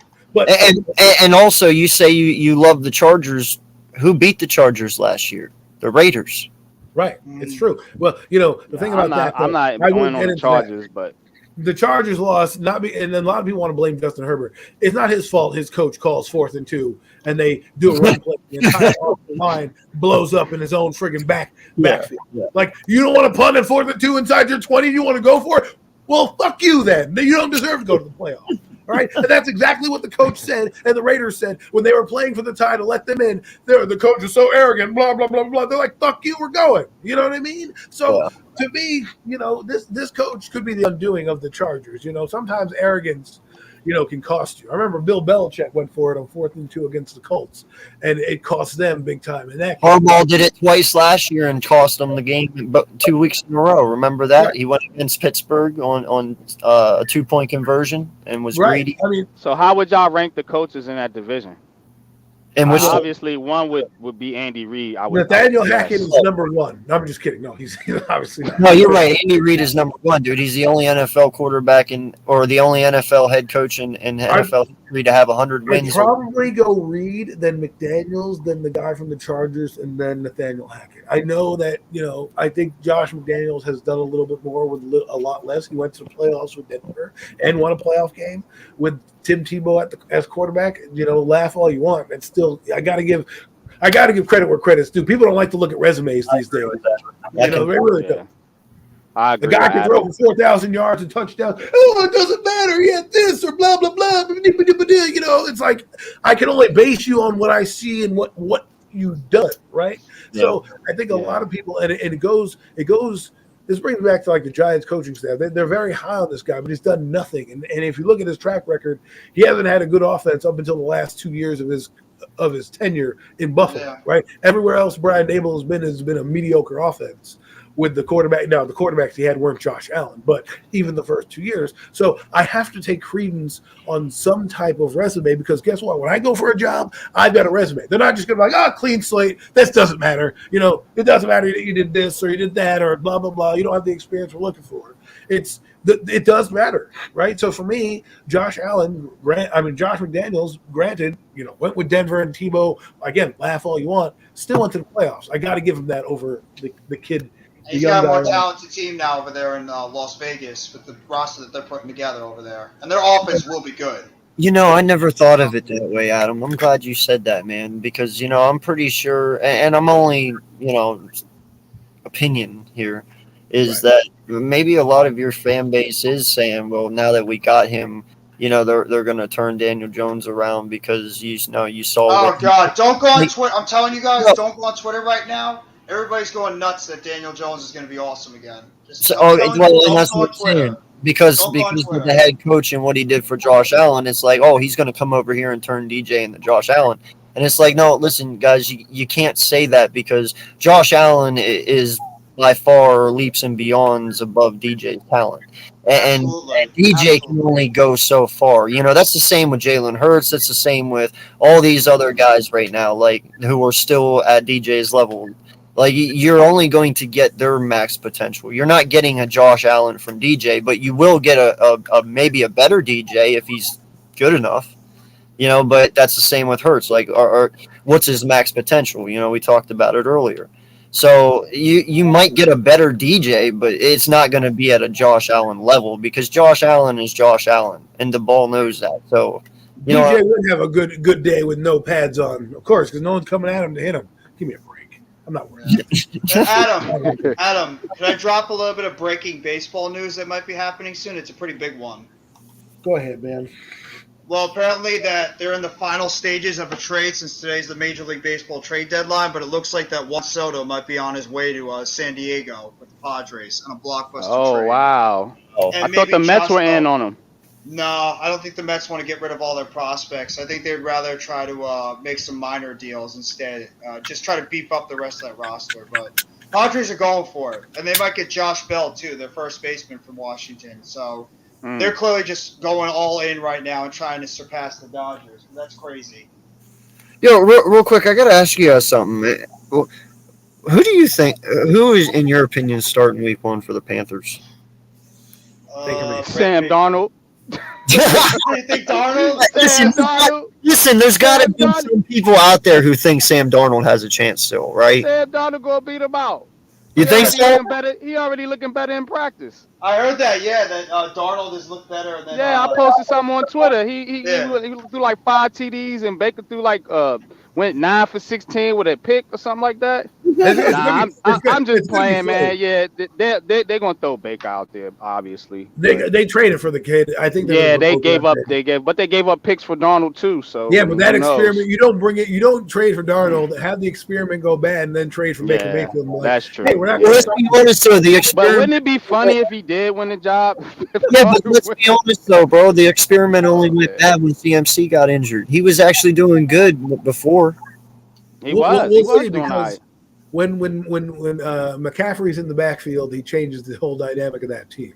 And if he's healthy, that's why I'm worried for the Giants, because a lot of people are like, they're going to beat him. I'm like, if Mac is there, that changes the entire complexity. And their defense is not a slouch, man. Like, people want to sleep on the Panthers because their offense is a joke, but their defense got some hitters on it. Yo, DJ Moore's a beast, bro. What do you mean? He is. And Terrence Marshall's good too. People sleeping on DJ Moore. They talking about the Panthers don't got no receivers. He's dude is good. And then when he burns Rodarius Williams in week 2, right, for a touchdown, we're going to be sitting there like, I didn't know the Panthers were good. Like, yeah, okay. and Terrace Marshall, don't forget about that name. Terrace Marshall, if he's healthy, he's going to be a good receiver on that team too. And Robbie Anderson can still take the top off the thing is, like, Baker Mayfield, to me, I would give him the chance to fail, right? You gave Sam Darnold, you saw what he could do. Give it to him, because if Baker gets out of his head, right, and he can just play competent, manageable football, right, maybe they can win some games. Because remember, I look at it like this, right?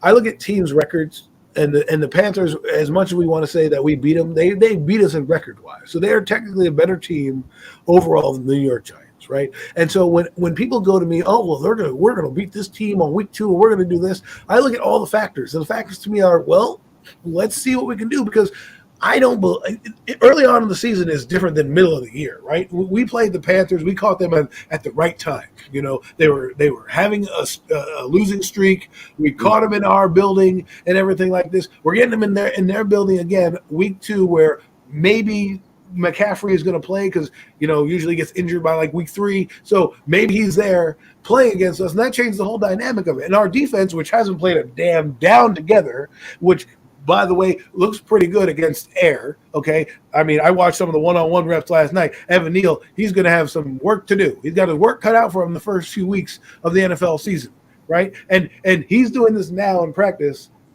These teams are going to be well coached. They've played together. They're going to have experience. They might do things that might shake everything up. I can't just take these 50-50 games and throw them out there like that, because these teams are all at the same level, looking at the Giants the same way that we're looking at the Panthers. Oh, we're going to beat that team. Oh, they were 4-13 last year. We have Kwanu, and we have DJ Moore, and they blah blah blah. They have Daniel Jones who's going to keep us in the game. You know what I mean? Like that's how they probably look at it. So I just always, just chalk things up to wins and losses. But Baker Mayfield, confident he will be the starter. Okay. So let me ask this question then: who has the better roster between North or the Panthers and the Browns? The Browns. Browns, I think, have a better roster. Right. The Browns have got a solid roster. I just did a preview on that team. They're good on both sides of the ball. That's kind of Their my defense is point. gonna be And we good. saw what Baker did with that team last year. So what makes you think he's going to succeed with a lesser team in the Good Panthers? point. That's Good kind of. point, AK. Yeah. I think And I'm not even saying because you guys play them. I'm just saying, like, when you take somebody who's already struggled from a talented team and put them on a less talented team, how do you expect them to succeed? I think Baker was a little bit banged up last year, which didn't help his cause as well, right? This year, I think maybe a fresh start, getting him out there. McAdoo did wonders with Eli Manning, and turning his career around, right? Okay. Whether or not we like McAdoo is relevant. Well, I'm just looking at what he's done for a player. So I could see that McAdoo coming in here, and probably McAdoo is the reason why they have Matt Corral, and McAdoo is the reason they have Baker Mayfield. Okay, I believe that he's going to try to say, I can win with these guys. They can go to my quarterback school and make them good. Now, if I'm Matt Rule, I have to play the guy that's going to keep my job, because right now Matt Rule's on the hot seat. He's on a hotter seat than most people in the league, right? Yeah. He loses no matter what. It's a lose-lose situation for him. But if you're going to traipse somebody out there, it better be Baker Mayfield and it better be McAdoo, because that's the reason why you brought him in. So I can see them doing some of the game manager type. I know people don't like to say that because it's kind of a negative connotation, but sometimes it works when you're on a team, right? A team with three scrubs like the Panthers, right? We have no idea what Matt Corral is, so he's a scrub in my book, right? Sam Darnold, I don't care what anybody says. I don't care how good he's looking at practice. He shows that he's a scrub. He's probably still seeing ghosts, right? The ghost of Christmas past for the Jets comes to the heart of the night every time he sleeps, right? So then you have Baker Mayfield, who's also troubled. But out of all three of those scenarios, Baker Mayfield has done more in his career, and I would put more faith in him and see what Matt Rule and that offense and McAdoo can do with a full. They got him at a perfect time. Training camp. Let him. I mean, Sam Darnold should be ahead of him. A, he's been in the offense longer. He's been in 2 years, right? B, he's also been there since April, since they were running OTAs. Mayfield was too busy dancing around with the Cleveland Browns, trying to be a bridesmaid, or you know what I'm saying? With are you going to sign me? Not going to sign me? Sean Watson. Like, he's dicking around like that. So now he comes in. You give him a new playbook. I expect some growing pains, but for me, when it's all said and done and the dust settles in 6 weeks, he'll be their starter. Man, and that's something I would love to see. Like, we all talk about how offenses can revolutionize and move forward. Like, say you got two quarterbacks, Sam Darnold and Baker Mayfield. Like, man, I would love to see a head coach that would honestly design his play calling and shit, that you would use Baker the first half. And then at halftime, when you come out, you use Sam Darnold the second half, because it completely changes your offense. College football. Yeah, it makes the defense completely switch up too, because they're two different quarterbacks and they're both quality, able to play. So it's like, you make them have to work harder as a defensive unit because they're two different players. Almost like you guys with DJ and Tyrod. Like, play DJ the first half and then play Tyrod the second half. It completely changes the dynamic of the offense, because one's a scrambling quarterback most of the time and the other one just uses it when he needs to. You know what I mean? They both play different. It makes the dynamic of the game change. You know what I'm saying? Yes, I hear you. I hear you. I think that's a little too much prep work, though, because It is. It would be, but it would be shit. College football, I can see you doing that because you have like 80 men on a roster and nobody really cares. They're all trying to play for scholarships and shit, and you're beating Appalachian State. Sure, go ahead. Play the second half. I don't care. Run around. That'd be cool as shit, though. If I got breaking Dolphins news if you want to guys hear it. I apologize if I keep interrupting with stupid. No, you're good. As long as you're not. No, this is legit. This is legit. The Okay. Dolphins will be forfeiting a first-round selection in 2023 and a third-round selection in 2024, and their owner, Stephen Ross, will be suspended through October 17th 2022 after the league investigation with the whole thing that what happened with Brian Flores. Brian Flores. Damn. So they got So they- docked a lot. Wow, they're going to be made an example of. Now, is that the one where they said about him forcing him to lose? Is that what that was about? Yeah. He had to throw the games. Yeah, Yeah. yeah, throw games. Oh, that's fucked up.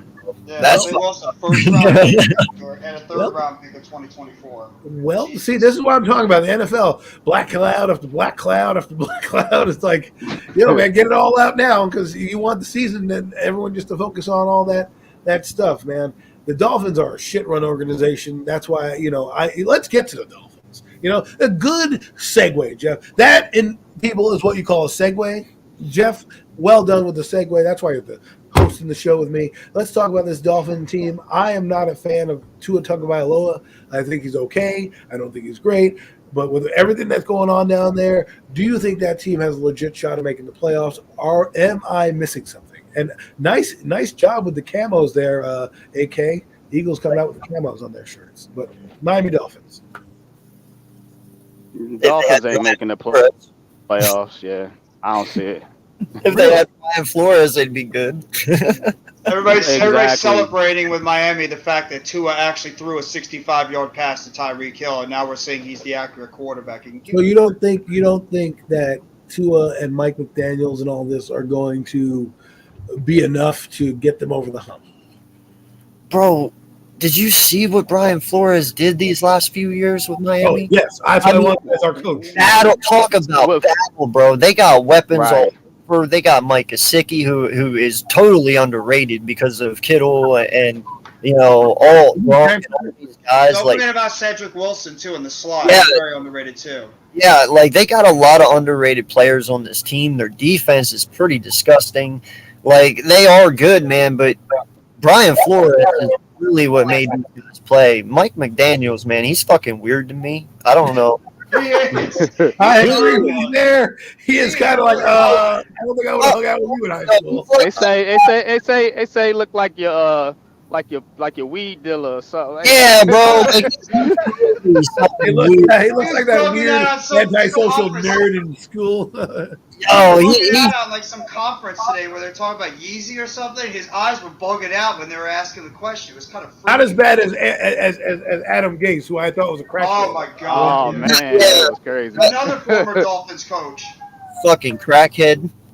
I'm telling you, bro. Oh my god.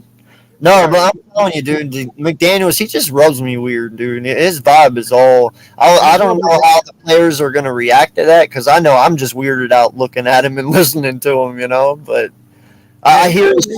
He does look like that guy that if you met him on, you would be catfished by. You got Yeah.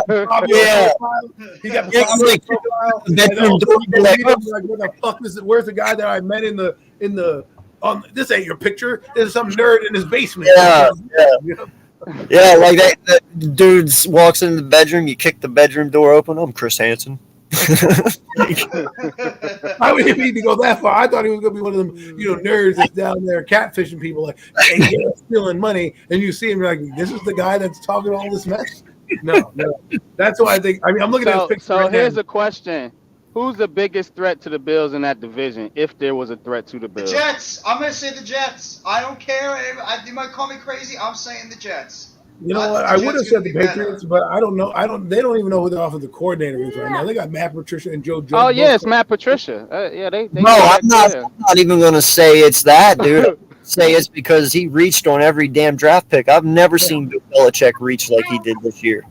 Yeah. That was ridiculous, dude. Like, I don't know, man. Mac Jones did have a pretty damn good year last year for a rookie. I'm not going to lie. They have some halfbacks. Their wide receiver room is still kind of what it was when Tom was there. They're kind of no-name people, but they make it work.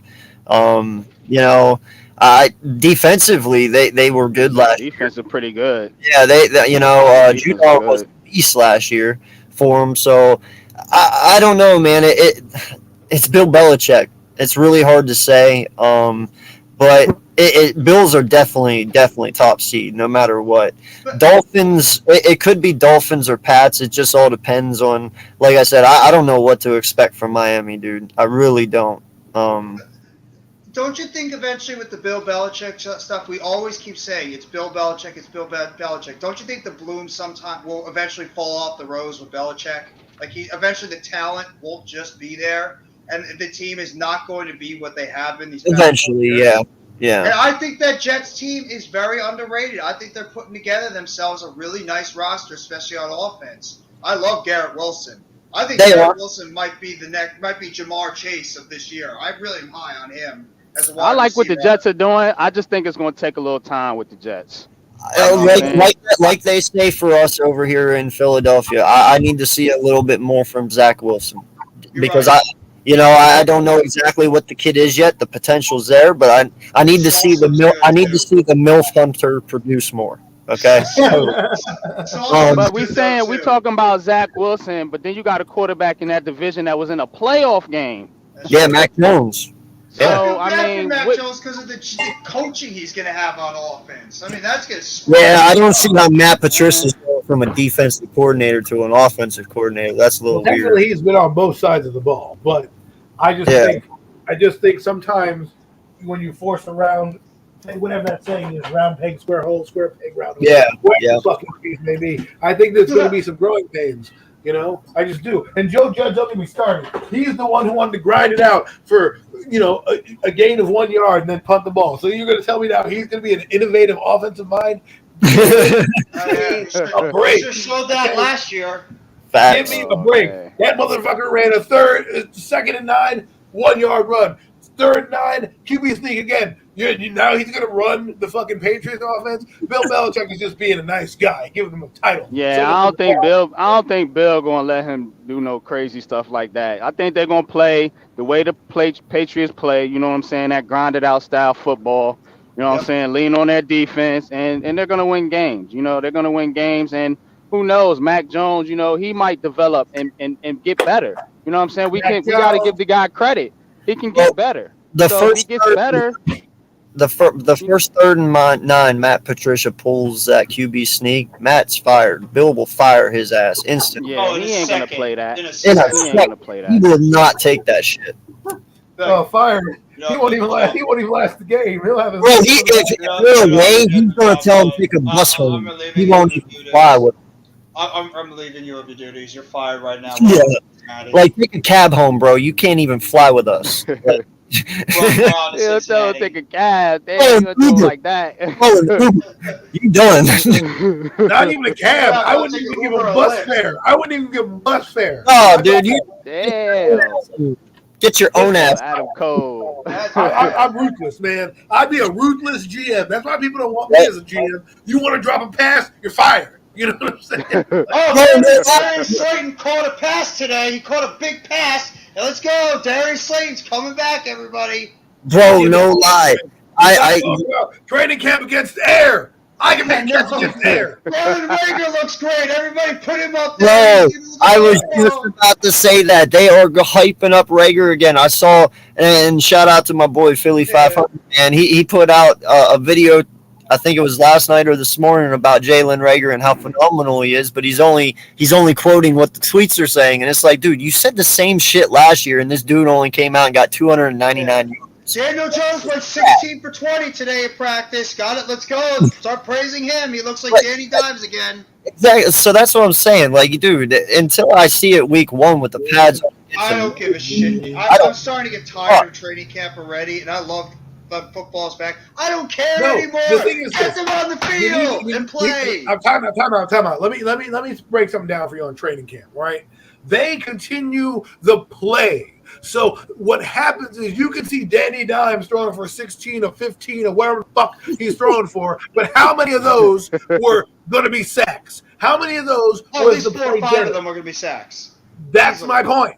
Yeah. That is my point. You're looking at training camp, and he's throwing dimes. Guess what? His lunch would have been eaten on that play. He's throwing it because the coaches want to see the play execute if it's blocked up correctly. That's the reason why. This is why it's training camp. What you got to look is, what was he doing? He's still throwing interceptions, okay? He threw a pick 6 early, okay? Yes, did he have a bounce back? I want to bounce back. But they're walking around with shirts and T-shirts on.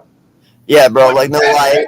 Right, we can't go either way. We can't say he's horrible. He's the same old quarterback. Or we can't say, oh, now he's the next Josh Allen. We can't go either way because, like Adam said, it's shorts and T-shirts. Yeah, So and you it's don't know They're not even until they hitting get each into other. game action. yeah, You it's know what like I'm saying?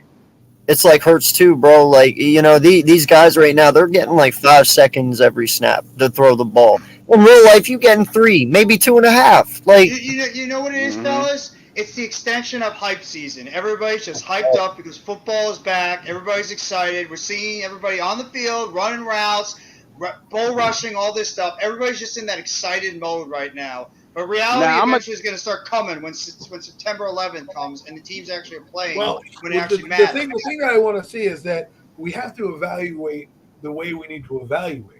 Yes, it's a good throw downfield, but was Kayvon Thibodeau already in the backfield? Would he have made a play? Would he have altered the pass? These are things you have to look at. Was he staring down his receiver? Those what we're looking at. Everybody praising him now. That's great. He had 4 horrible days of practice. The practice I need him to do well in is the padded practice. He comes out and does caca. Now the next day he comes out and does against air. That means they're going like 80%. They're not going hard when they're not have no pads on. Of course he needs to be 15 or 15. Daniel Jones has got to play this entire preseason. I don't want that bullshit that Joe Judge and them agree. pull. Yes, I agree. I Sit him agree. down. He's got to get out there and show it in game action, live And you game better hope action. Tyrod Taylor's not good. Yeah. But Jones has got to show in the preseason. I'm not even paying attention to training camp that much because until the regular season comes, until he gets in these games and he actually shows and does something. So many times the Giants in preseason, they come in there, they go 3 and out. They go 3 and out. They go 3 and out. And then when the other team's backups come in, then they go in there for a touchdown. Now, I don't want to see that. I want to see this team come out firing on all cylinders. And if I don't see that in these first couple preseason games, I mean, it's the same old Giants. What's changed? I don't care. Yeah, what's changed? It's the Do same something old. different. Do something different. Show your fans that you are improving. and not just that, man, but when you look at that 15 for 16, I mean, it is training camp, and it's the same thing for all quarterbacks. Out of that 15 and 16, how many of those plays were different, and how many of those plays were the same exact play being run over and over again? It's really easy to be 15 for 16 when it's the same play 15 times. And there was no pads on this practice too. There was once again shorts and t-shirts. Because they run how the much can you same evaluate? Yeah, So then that means and they're two- doing and- 80%. That means they're doing 80%, meaning the defense is not aggressive. You can't even jam the receivers at the line. Hey, Kenny Galladay's still not separating from anybody. Love hearing that. Kenny that's what I'm saying. Galladay's still not separating from anybody. Yeah, Look, that the Giants you have a can't long way to separate. go. That ain't got nothing to do with if your speed and agility can't separate from receivers, then that's just a problem. You know what I'm saying? That don't got nothing to do with training camp. Like, dude, No, you it should be is. able to get separation from in shorts and t-shirts. It should be easier. But Like- They were separation. saying Like that it all- about him. Is yeah, that but the we reason knew why that was he's- him. We knew that that's who he was coming out. It's not like we're surprised. We shouldn't be surprised now that that's happening because that's never been Kenny Galladay's game. Kenny Galladay is a box out type of player. That's what he does. You box him out, and he goes up and gets a jump ball. That's what he's supposed to do. Yeah. That's what he's. I don't like Galladay in this offense. Oh no. I got an honest question. I know you guys are paying him a shit ton of money, but is there any way possible that he loses his seat? Yes. I think a lot will depend on. Honestly, if Sterling Shepard could come back and play, It's all about healthy, Wendell Robinson. Now, and Wendell Robinson goes I had out, a I think I had that's a our top three. I had a Shep hot is good in take. this offense. Go for it. I think Darius Slayton is a cheaper version of Kenny Galladay and faster. You If have he can said that fix the before, drops, I'd take Slayton over Galladay. yeah. Because Slayton actually can get separation. That is true. It's the fastest receiver on the team. When See, he's- here's I'd rather get rid of both of them personally and keep the young guys like Richie James and guys that I Oh, want to he's give a still he's chance to. showing out too. know, He's because getting I great think he's doing pretty well. Well, what would be the penalty if you got rid of Galladay right now? What would your penalty I be? think we eat part of his salary. I think it's 20. I think there's like $40 million still guaranteed. What is that if you trade him or just let him go? What would happen if you trade him? I think it's not as bad after June 1st. We're going to eat some dead cap money. However, it won't matter because when it goes onto the books, we're going to have enough money to absorb that cap. That's probably why he won't be on the team next year. But first off, no one's going to trade for his ass. That's one. No. Two, they're not going to cut him just for the fact that you cut him. That's gonna kill the Daniel Jones argument because they're going to be like, well, you're getting rid of a receiver and your quarterback's going to struggle now and blah, blah, blah. No, please, keep Galladay here so when he fails, I don't have any excuses for this guy. We have a $72 million receiver. Your fault you stay. You know what I mean? I don't want any. I've already made my hot take and said that I think that Kadarius Toney and Wan'Dale Robinson at the end of the season are going to be the two starters. And that's my thing, bro. If these young receivers come in and they truly, truly show that they're better than him, I don't give a fuck how much money you pay them. You got to play them because they're playing better. You know what I mean? Honestly, I think they're already better. I think they're already better than Galladay. I think so too. Galladay is going to stay it down. By the time the season is over, he's not going to be a starter. He's not going to have a problem. They want these smaller, shifty guys that can cut, that can get in and out, that can get yak. That's why they kept Shepard. That's why they brought Shepard back. That's why they drafted Wan'Dale Robinson. That's why they got Kadarius Toney. That's why they got Richie James. That's why they got Barkley. So Galladay doesn't fit. I don't know where his place is. And that's what I'm saying. So if these guys prove that they can be that shifty guy, all three of these young dudes, and they can prove that they can get separation, that they can consistently catch the ball, and then you just have Galladay being a fucking giraffe out there lugging down the field. I mean, have no connection. Him and Daniel Jones have zero chemistry. Exactly, and that's what I'm saying. So why delay the potential and letting these guys play and get better early? Just because to make his money right. I think it's John Mara. I think John Mara wants to justify the fact they gave him that money. I get that. But you know what? This is the one thing I said, and I wish the NFL would get to this point. I want them to just start being honest. There's no reason you have to sit here and be like, oh, well, Jalen Reagor or Kenny Galladay, they're awesome individuals. Like, dude, there's just sometimes I want you to come out and be like, I fucked up. I'm sorry, they suck. We will correct it. I apologize. I get it. It's a business. But guess what? At my business, if I do a shitty job, I fucking hear about it, bro. They don't be like, oh, well, he's doing good. I don't get that treatment. So they fire you. Yeah. So why the fuck are we dancing around and be on our tiptoes for these guys? If you fucked up, just come out and say, yo, this dude sucks. I'm sorry. We thought we had something good. Like, just be honest with us. We're not going to hate you. You don't even need to say it sucked. All you can say is it just didn't work out. Yeah. And you know what? Go ahead. Sorry. That's the reason Daniel Jones is on this team. Yep. Because they won't want to admit that they fucked up. And would you be mad, though, if they came out and said that they messed up, or would you respect them? I would respect it. Of course. Exactly. So why lie to us? Like last year, they lied all year in training camp, like I said about Reagor, and then he comes out and gets $2.99 and sucks them all up. Like, dude, just come out and say you fucked up. It's all good. With the backlash, though, from like the media and all these other people when they openly come out and admit and say, like, "Oh, Daniel Jones." Media, because yes, what the media fucks up just as much as they fucking do. So fuck what they think. I've been on the other end of that chopping block, right? And you know what they say to you? Oh, you're not the right fit, blah, blah, blah, right? We're going to go in a different direction. Yeah. That's true. This is the same thing. The problem that we have is the blind loyalty to some of these players as fans and as ownership. Daniel Jones, the only reason he has a job right now is because the owner came out and said, we messed this kid up. If he doesn't say that and he said, I'm going to trust Joe Shade and Brian Daboll, maybe there's a different narrative right now. But then what happened? Everybody in the fan base was like, oh, my God, you're right. They did fuck him up. I feel so sorry for Daniel. No, this is a business. He stunk. Let's move on to a guy who can get the job done. But no, this is what happens in sports. We fall in love with players. We expect difference of the players. We take the cheese and run with it, and then all of a sudden you get Jalen Reagor. And then because he's a first-round pick, he's still on the team. I'd rather have what AK said. Just get rid of the guy and move the fuck up.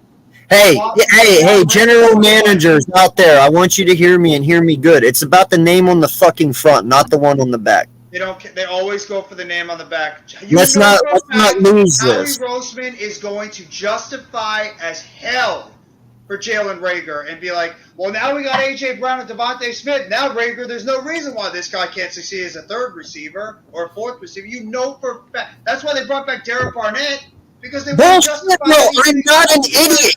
They said this. The fact that he's a good player and he was picked in the first I round. get it, Jeff, but they're taking us to be idiots because they're saying the same fucking thing last year about the kid.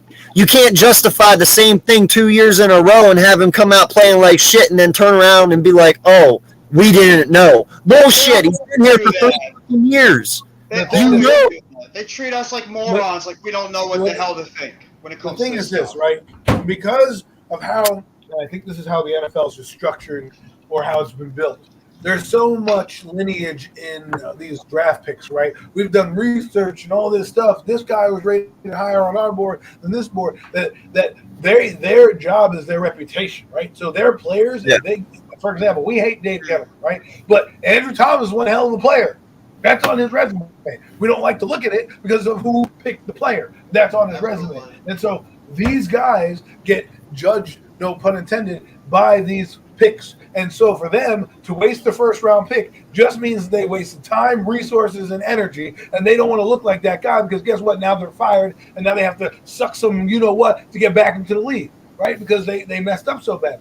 I think if more guys did, like Gettleman, I had respect for him the first year when he cut Patrick Omame and said, this ain't working out, and put in Jamon Brown, and the offense, was better because of it. Right, that to me was like, all right, I dig what Dave Gettleman did right there. He knows this guy's not playing well. He didn't wait. And Eric Flowers too, both of them. He called them. Yeah, but you as a owner, put yourself in an owner's shoe. Okay, say this is your team. Would you rather your GM admit it the first 2 years and say that he fucked up and move on, or would you rather him waste 5 years of your fucking career with that player until you're like, oh, okay, and then you realize, like, I'd rather you just come out. I'd be more bigger of a man to you. Just come out and say you fucked up and move like what the Cardinals did with Rosen. They was like, nah, we fucked up with Rosen. Yeah. We need to get rid of him and take Murray. Exactly. After 1 year. And I respect that. I respect that more than you making me play 3 years with Rosen before you're like, all right, I'd never like him. You know what I mean? Good point. I mean, that's loyalty, though. You have that. You sometimes have blind loyalty, like Adam was saying before, towards players in your organization. The owners just feel that way, and even the fans. And some fans have that blind loyalty to those players too. That's why Daniel Jones is still. It was like Evan Ingram. Evan Ingram. Everyone's like, oh, I'm so sad about Evan Ingram because he's a first round pick. I'm like, get rid of this guy, get rid of this guy, get rid of this guy. Oh, well, the first round, if that guy was a third round pick. See, I wish they value draft picks the same way they value all the draft picks. Because if that guy's a seventh round pick, he's gone. He's a fifth round pick. Oh, yeah, 100%.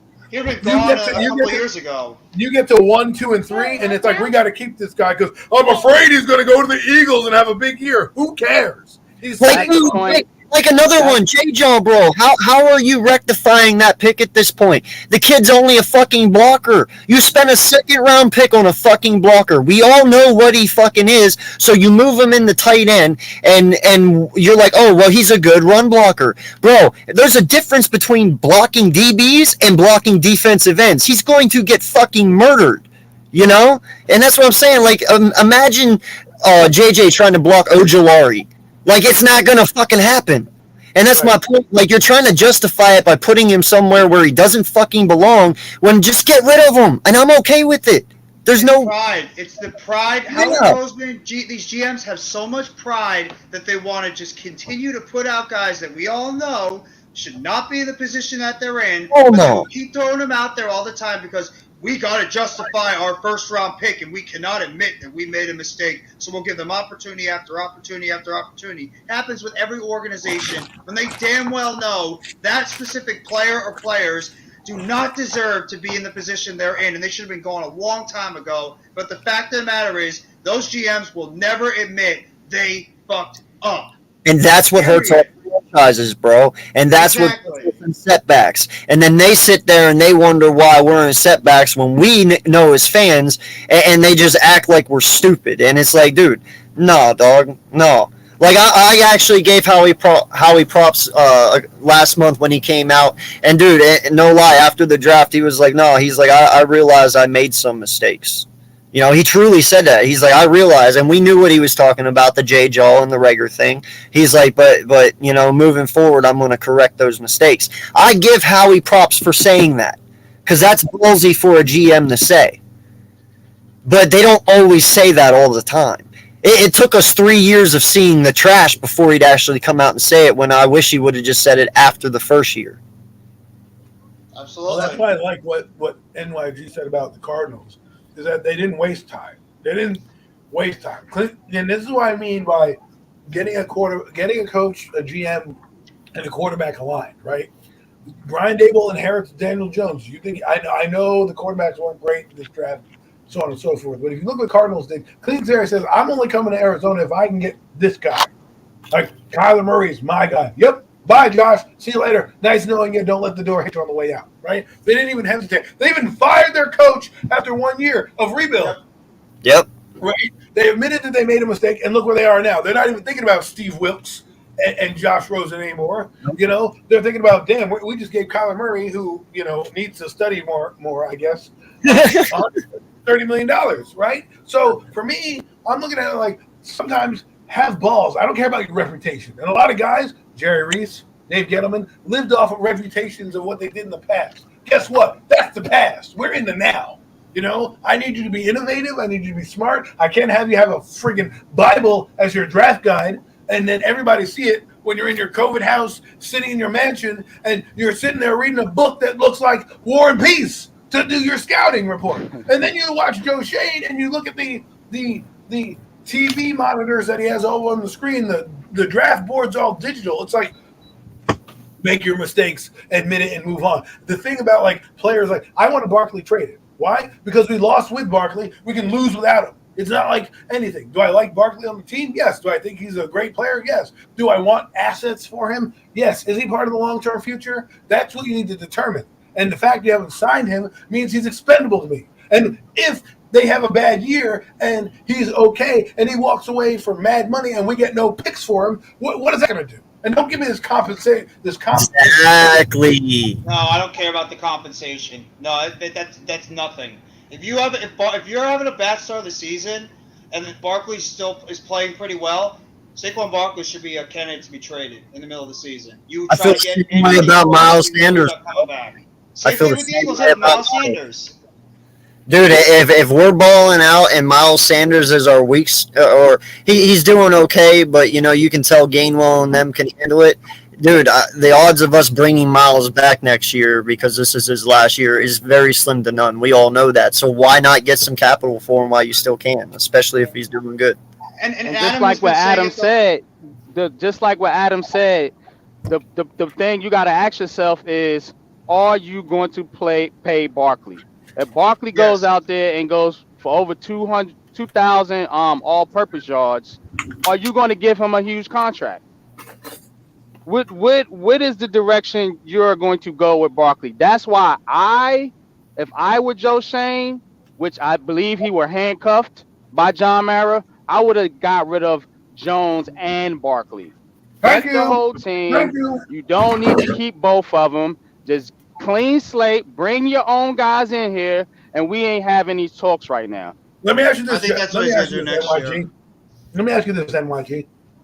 Go ahead. If the Giants did exactly what you said and got rid of Jones, Barkley, and brought in Tyrod Taylor, said Tyrod's our guy this year, are you mad? I'm not mad at all. Exactly. I'm not mad at all.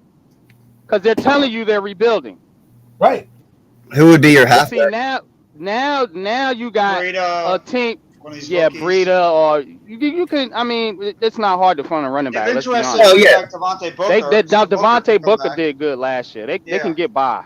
You know what I'm saying? Especially the offense that they're playing, they're gonna be passing more than anything. But that's the problem. What you guys are talking about is that this, and Adam's been saying this the entire time, is that this is more than just 2022. We're playing for 2022 and after that. You have to think about that GM and this head coach right now are evaluating this roster beyond 2022, and what happens this year is gravy. It's a rebuilding team. We have to remember that. We're in the middle of a rebuild. But see, the Maybe fans they'll don't look at it that way, Jeffy. don't. That's the You're problem. right. Because You're right. you brought back Jones and you brought back Barkley. If you would have threw Tyrod Taylor in there, automatically from a fan standpoint, look, we're rebuilding. We got Tyrod Taylor. We're not going anywhere.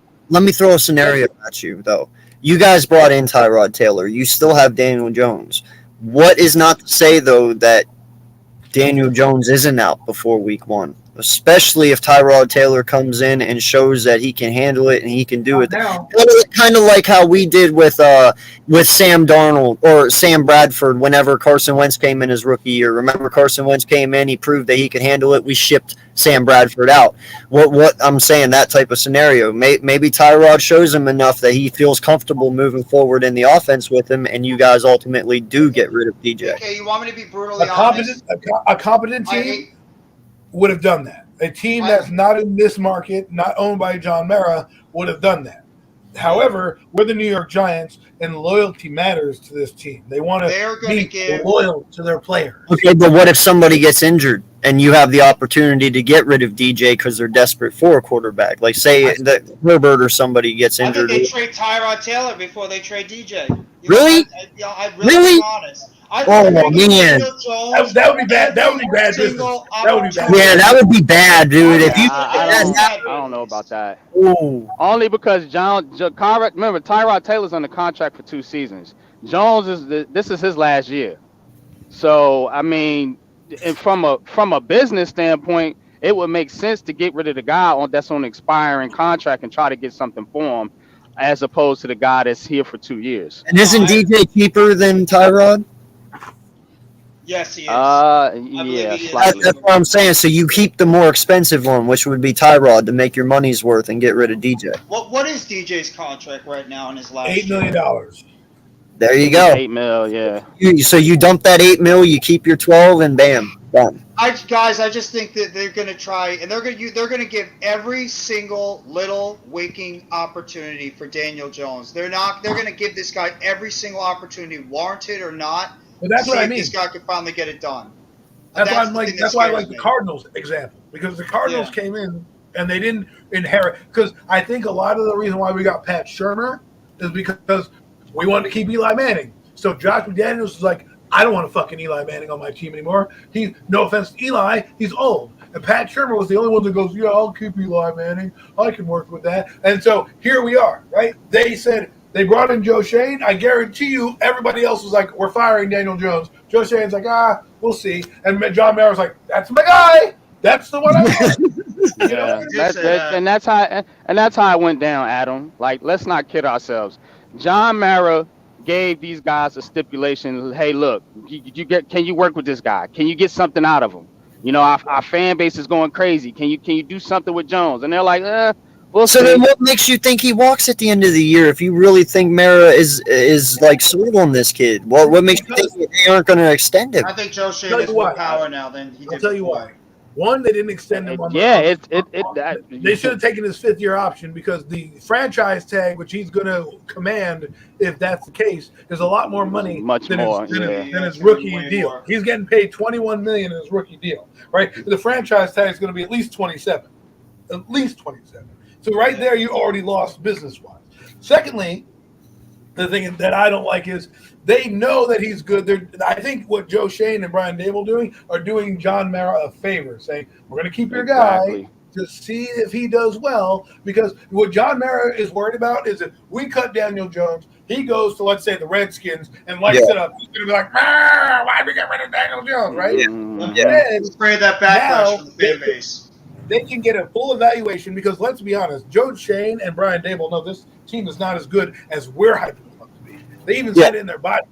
They're like, yo, we're rebuilding. We want to be competitive, but we are rebuilding. So in my eyes, that means if they think they're going to land where they're going to land, they need a quarterback regardless. You know, I don't believe Daniel Jones is a top 15 quarterback, so I think he needs to go anyways. I'm not just going to keep him because he has one good season, which, by the way, let's be honest, you know, Carson Wentz threw 3,500 yards and 27 touchdowns. All right, and he was shipped out of town. So don't give me this bullshit about he needs Daniel Jones 3,200 barely yards. passed over 3,000 yards in his rookie year.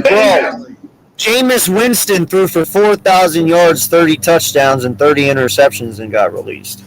Yeah. I mean, let's be honest. And the thing that really gets me frustrated when I listen to, like, sometimes with the fan base is that everybody's automatically thinking that Daniel Jones, Barkley, all these guys are going to not only stay healthy but be great at the same time. How many times does that actually happen in the NFL where everybody comes back and is great? It doesn't. It don't. Do you know how many damn question marks are on this roster right now with a lot of these players? Who is actually a given right now on this roster you could say is going to go out to Graham Gano? Our punter? I think they have so many question marks that even if they answer some of the questions, there's still going to be ones that get answered. For example, Evan Neal is struggling against pass rushers right now. He's going up against Kayvon Thibodeau and some guy named. He's getting beat by Zimenez. He's being beat by Zimenez. And Zimenez. Okay, so 9/11. Who's he playing? Bud Dupree and Harold Landry. Hello. You know what I mean? Like those and guys. Our interior of the offensive line is playing against Jeffrey Simmons, who wrecked. Our center hasn't even played in weeks. In a couple days. Evan Neal will be fine. Evan Neal will be fine. I'm not worried about what I mean by MIG is let's not Jamar Chase Evan Neal here. You know, last year Jamar Chase passes and everyone's like, "Oh my God, he's a flop." And then look at him; he gets 1,500 yards in the regular season. No. Evan Neal's good. I'm saying he might struggle against some. Yeah, he's going to struggle in the beginning. Look at Andrew Thomas rookie year; they was ready to get rid of him. Exactly. That's all I'm saying. I'm not saying Evan Neal's going to be a bust. I actually think Evan Neal, he looks like a grown man on that offensive line. I'm looking at the offensive line, and I go, damn, Evan Neal is a mammoth of a man. I look at Mark Lewinsky, I'm like, that guy's a guard? You don't look like he got anybody.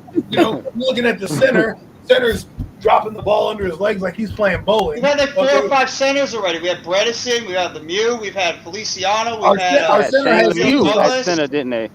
Well, let's not devalue size, man. Because in all honesty, bro, I mean, even my team, our center is only 6'2", and he's one of the smaller dudes, and he plays like a motherfucking mammoth. You know, like size really don't matter. It's about the heart and the dog. You know. Yeah, isn't Creed Humphrey a smaller guy? Yet he's already one of the best centers in football over there in Kansas City. Yeah. That guy's not a big center, but he's already great. So it's more than just the size. It's about the technique that you put out there and the command you have in that offensive line. For sure. You look at the Bucs. I mean, you don't think the Bucs are suffering right now losing Ryan Jensen? That guy's the engine of that offensive line. And now Wirfs? Wirfs is going to be fine. He was just cramping. But yeah, that's right. You lose the engine of that offensive line. Tom Brady takes snaps from Jensen all the time so they know each other when it comes to that. The offensive line, the center is arguably the guy that runs that offensive line. You can say the left tackle, but the center is really the one that keeps everything together. Yeah, now you're getting a new center on line. Exactly. What? But anyways, fellas, it's been about 2 hours and 15 minutes. Great stream as always. I got to start to wrap this thing up because I have something coming on at 1:30. 1 o'clock. They need to get ready for. But appreciate everyone in the chat, guys. Let me hear, AK, Jeff, NYG, where they can all find you and where your content is created. Go ahead. Oh, you want me to go first? Okay. Yourself. Whoever wants to go. No doubt. I am AK Eagles from the AK Eagles podcast, also the proud owner of Hardcore Sports, and most of these guys are a part of it. Jeff and Adam, appreciate you guys. Always love talking football with you, man. I love the energy you bring. You speak with your heart, and thank you. No, great football conversations, man. I love being on here with you guys. So nice job, very nice. Appreciate you. Yeah, I second that, man. Great show, Adam, man. I'm NYG22 on Twitter. You can catch me. You can find my YouTube channel, Unpopular Opinion Sports. Unpopular Opinion Sports. I got a couple videos out right now.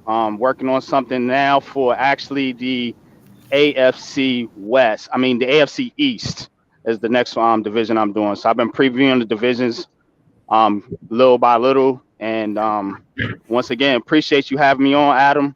Excellent convo, man. And appreciate you. Thank you so much for coming on. Appreciate you and you in the giant world. Jeffy T, Let him have it. I mean, I just want to say the same thing that AK and NYG both said. I mean, Adam, we've always said you're one of the most underrated people in this Giants community. We love your passion. People just misunderstand everything that you say, but you actually come out with like very, very understandable and very smart takes with what you say. People just underestimate what you say. I love what NYG brings to the table with his unpopular takes. You know, some people might be a little bit not loving what he says about Daniel Jones, but he's got a lot of validity in what he says. I love his takes. I love what AK does in the Eagles community. One of the only Eagles fans I could actually stand. But I thank you very much for having me on the platform. You can catch me at NYG JeffyT85. I do with my guy over here on the left side as Adam Costas, as well as my other two guys, Zion Zenith, as well as Mac the Giants fan for our premium take show. It's going to be moving to Saturday soon when the NFL season starts. We give our premium takes on all our sports. I also cover the New York Giants, Brooklyn Nets, New York Mets, WWE Wrestling, whole bunch of things. And I just say thank you very much for having me on the show. You guys love chopping it up with you guys all the time. Thank you. And that brings me to me, guys. I want to say, AK, NYG, thank you for the kind words.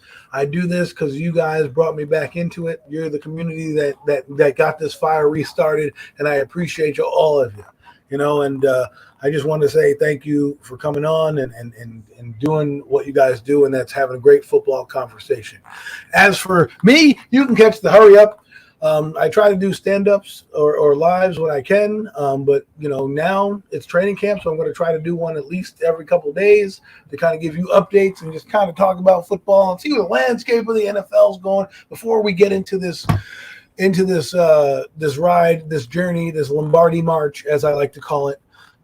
But you can find me on Premium Takes, like Jeffrey said, where we're going to give you everything under the sun, from wrestling to UFC to NFL to baseball, whatever you want. We give it to you. Movies, funny movies. We got it covered for you on Premium Takes. And then, of course, debuting tomorrow, August 3rd, the NFC East Roundup with my man, Mac the Giant fan.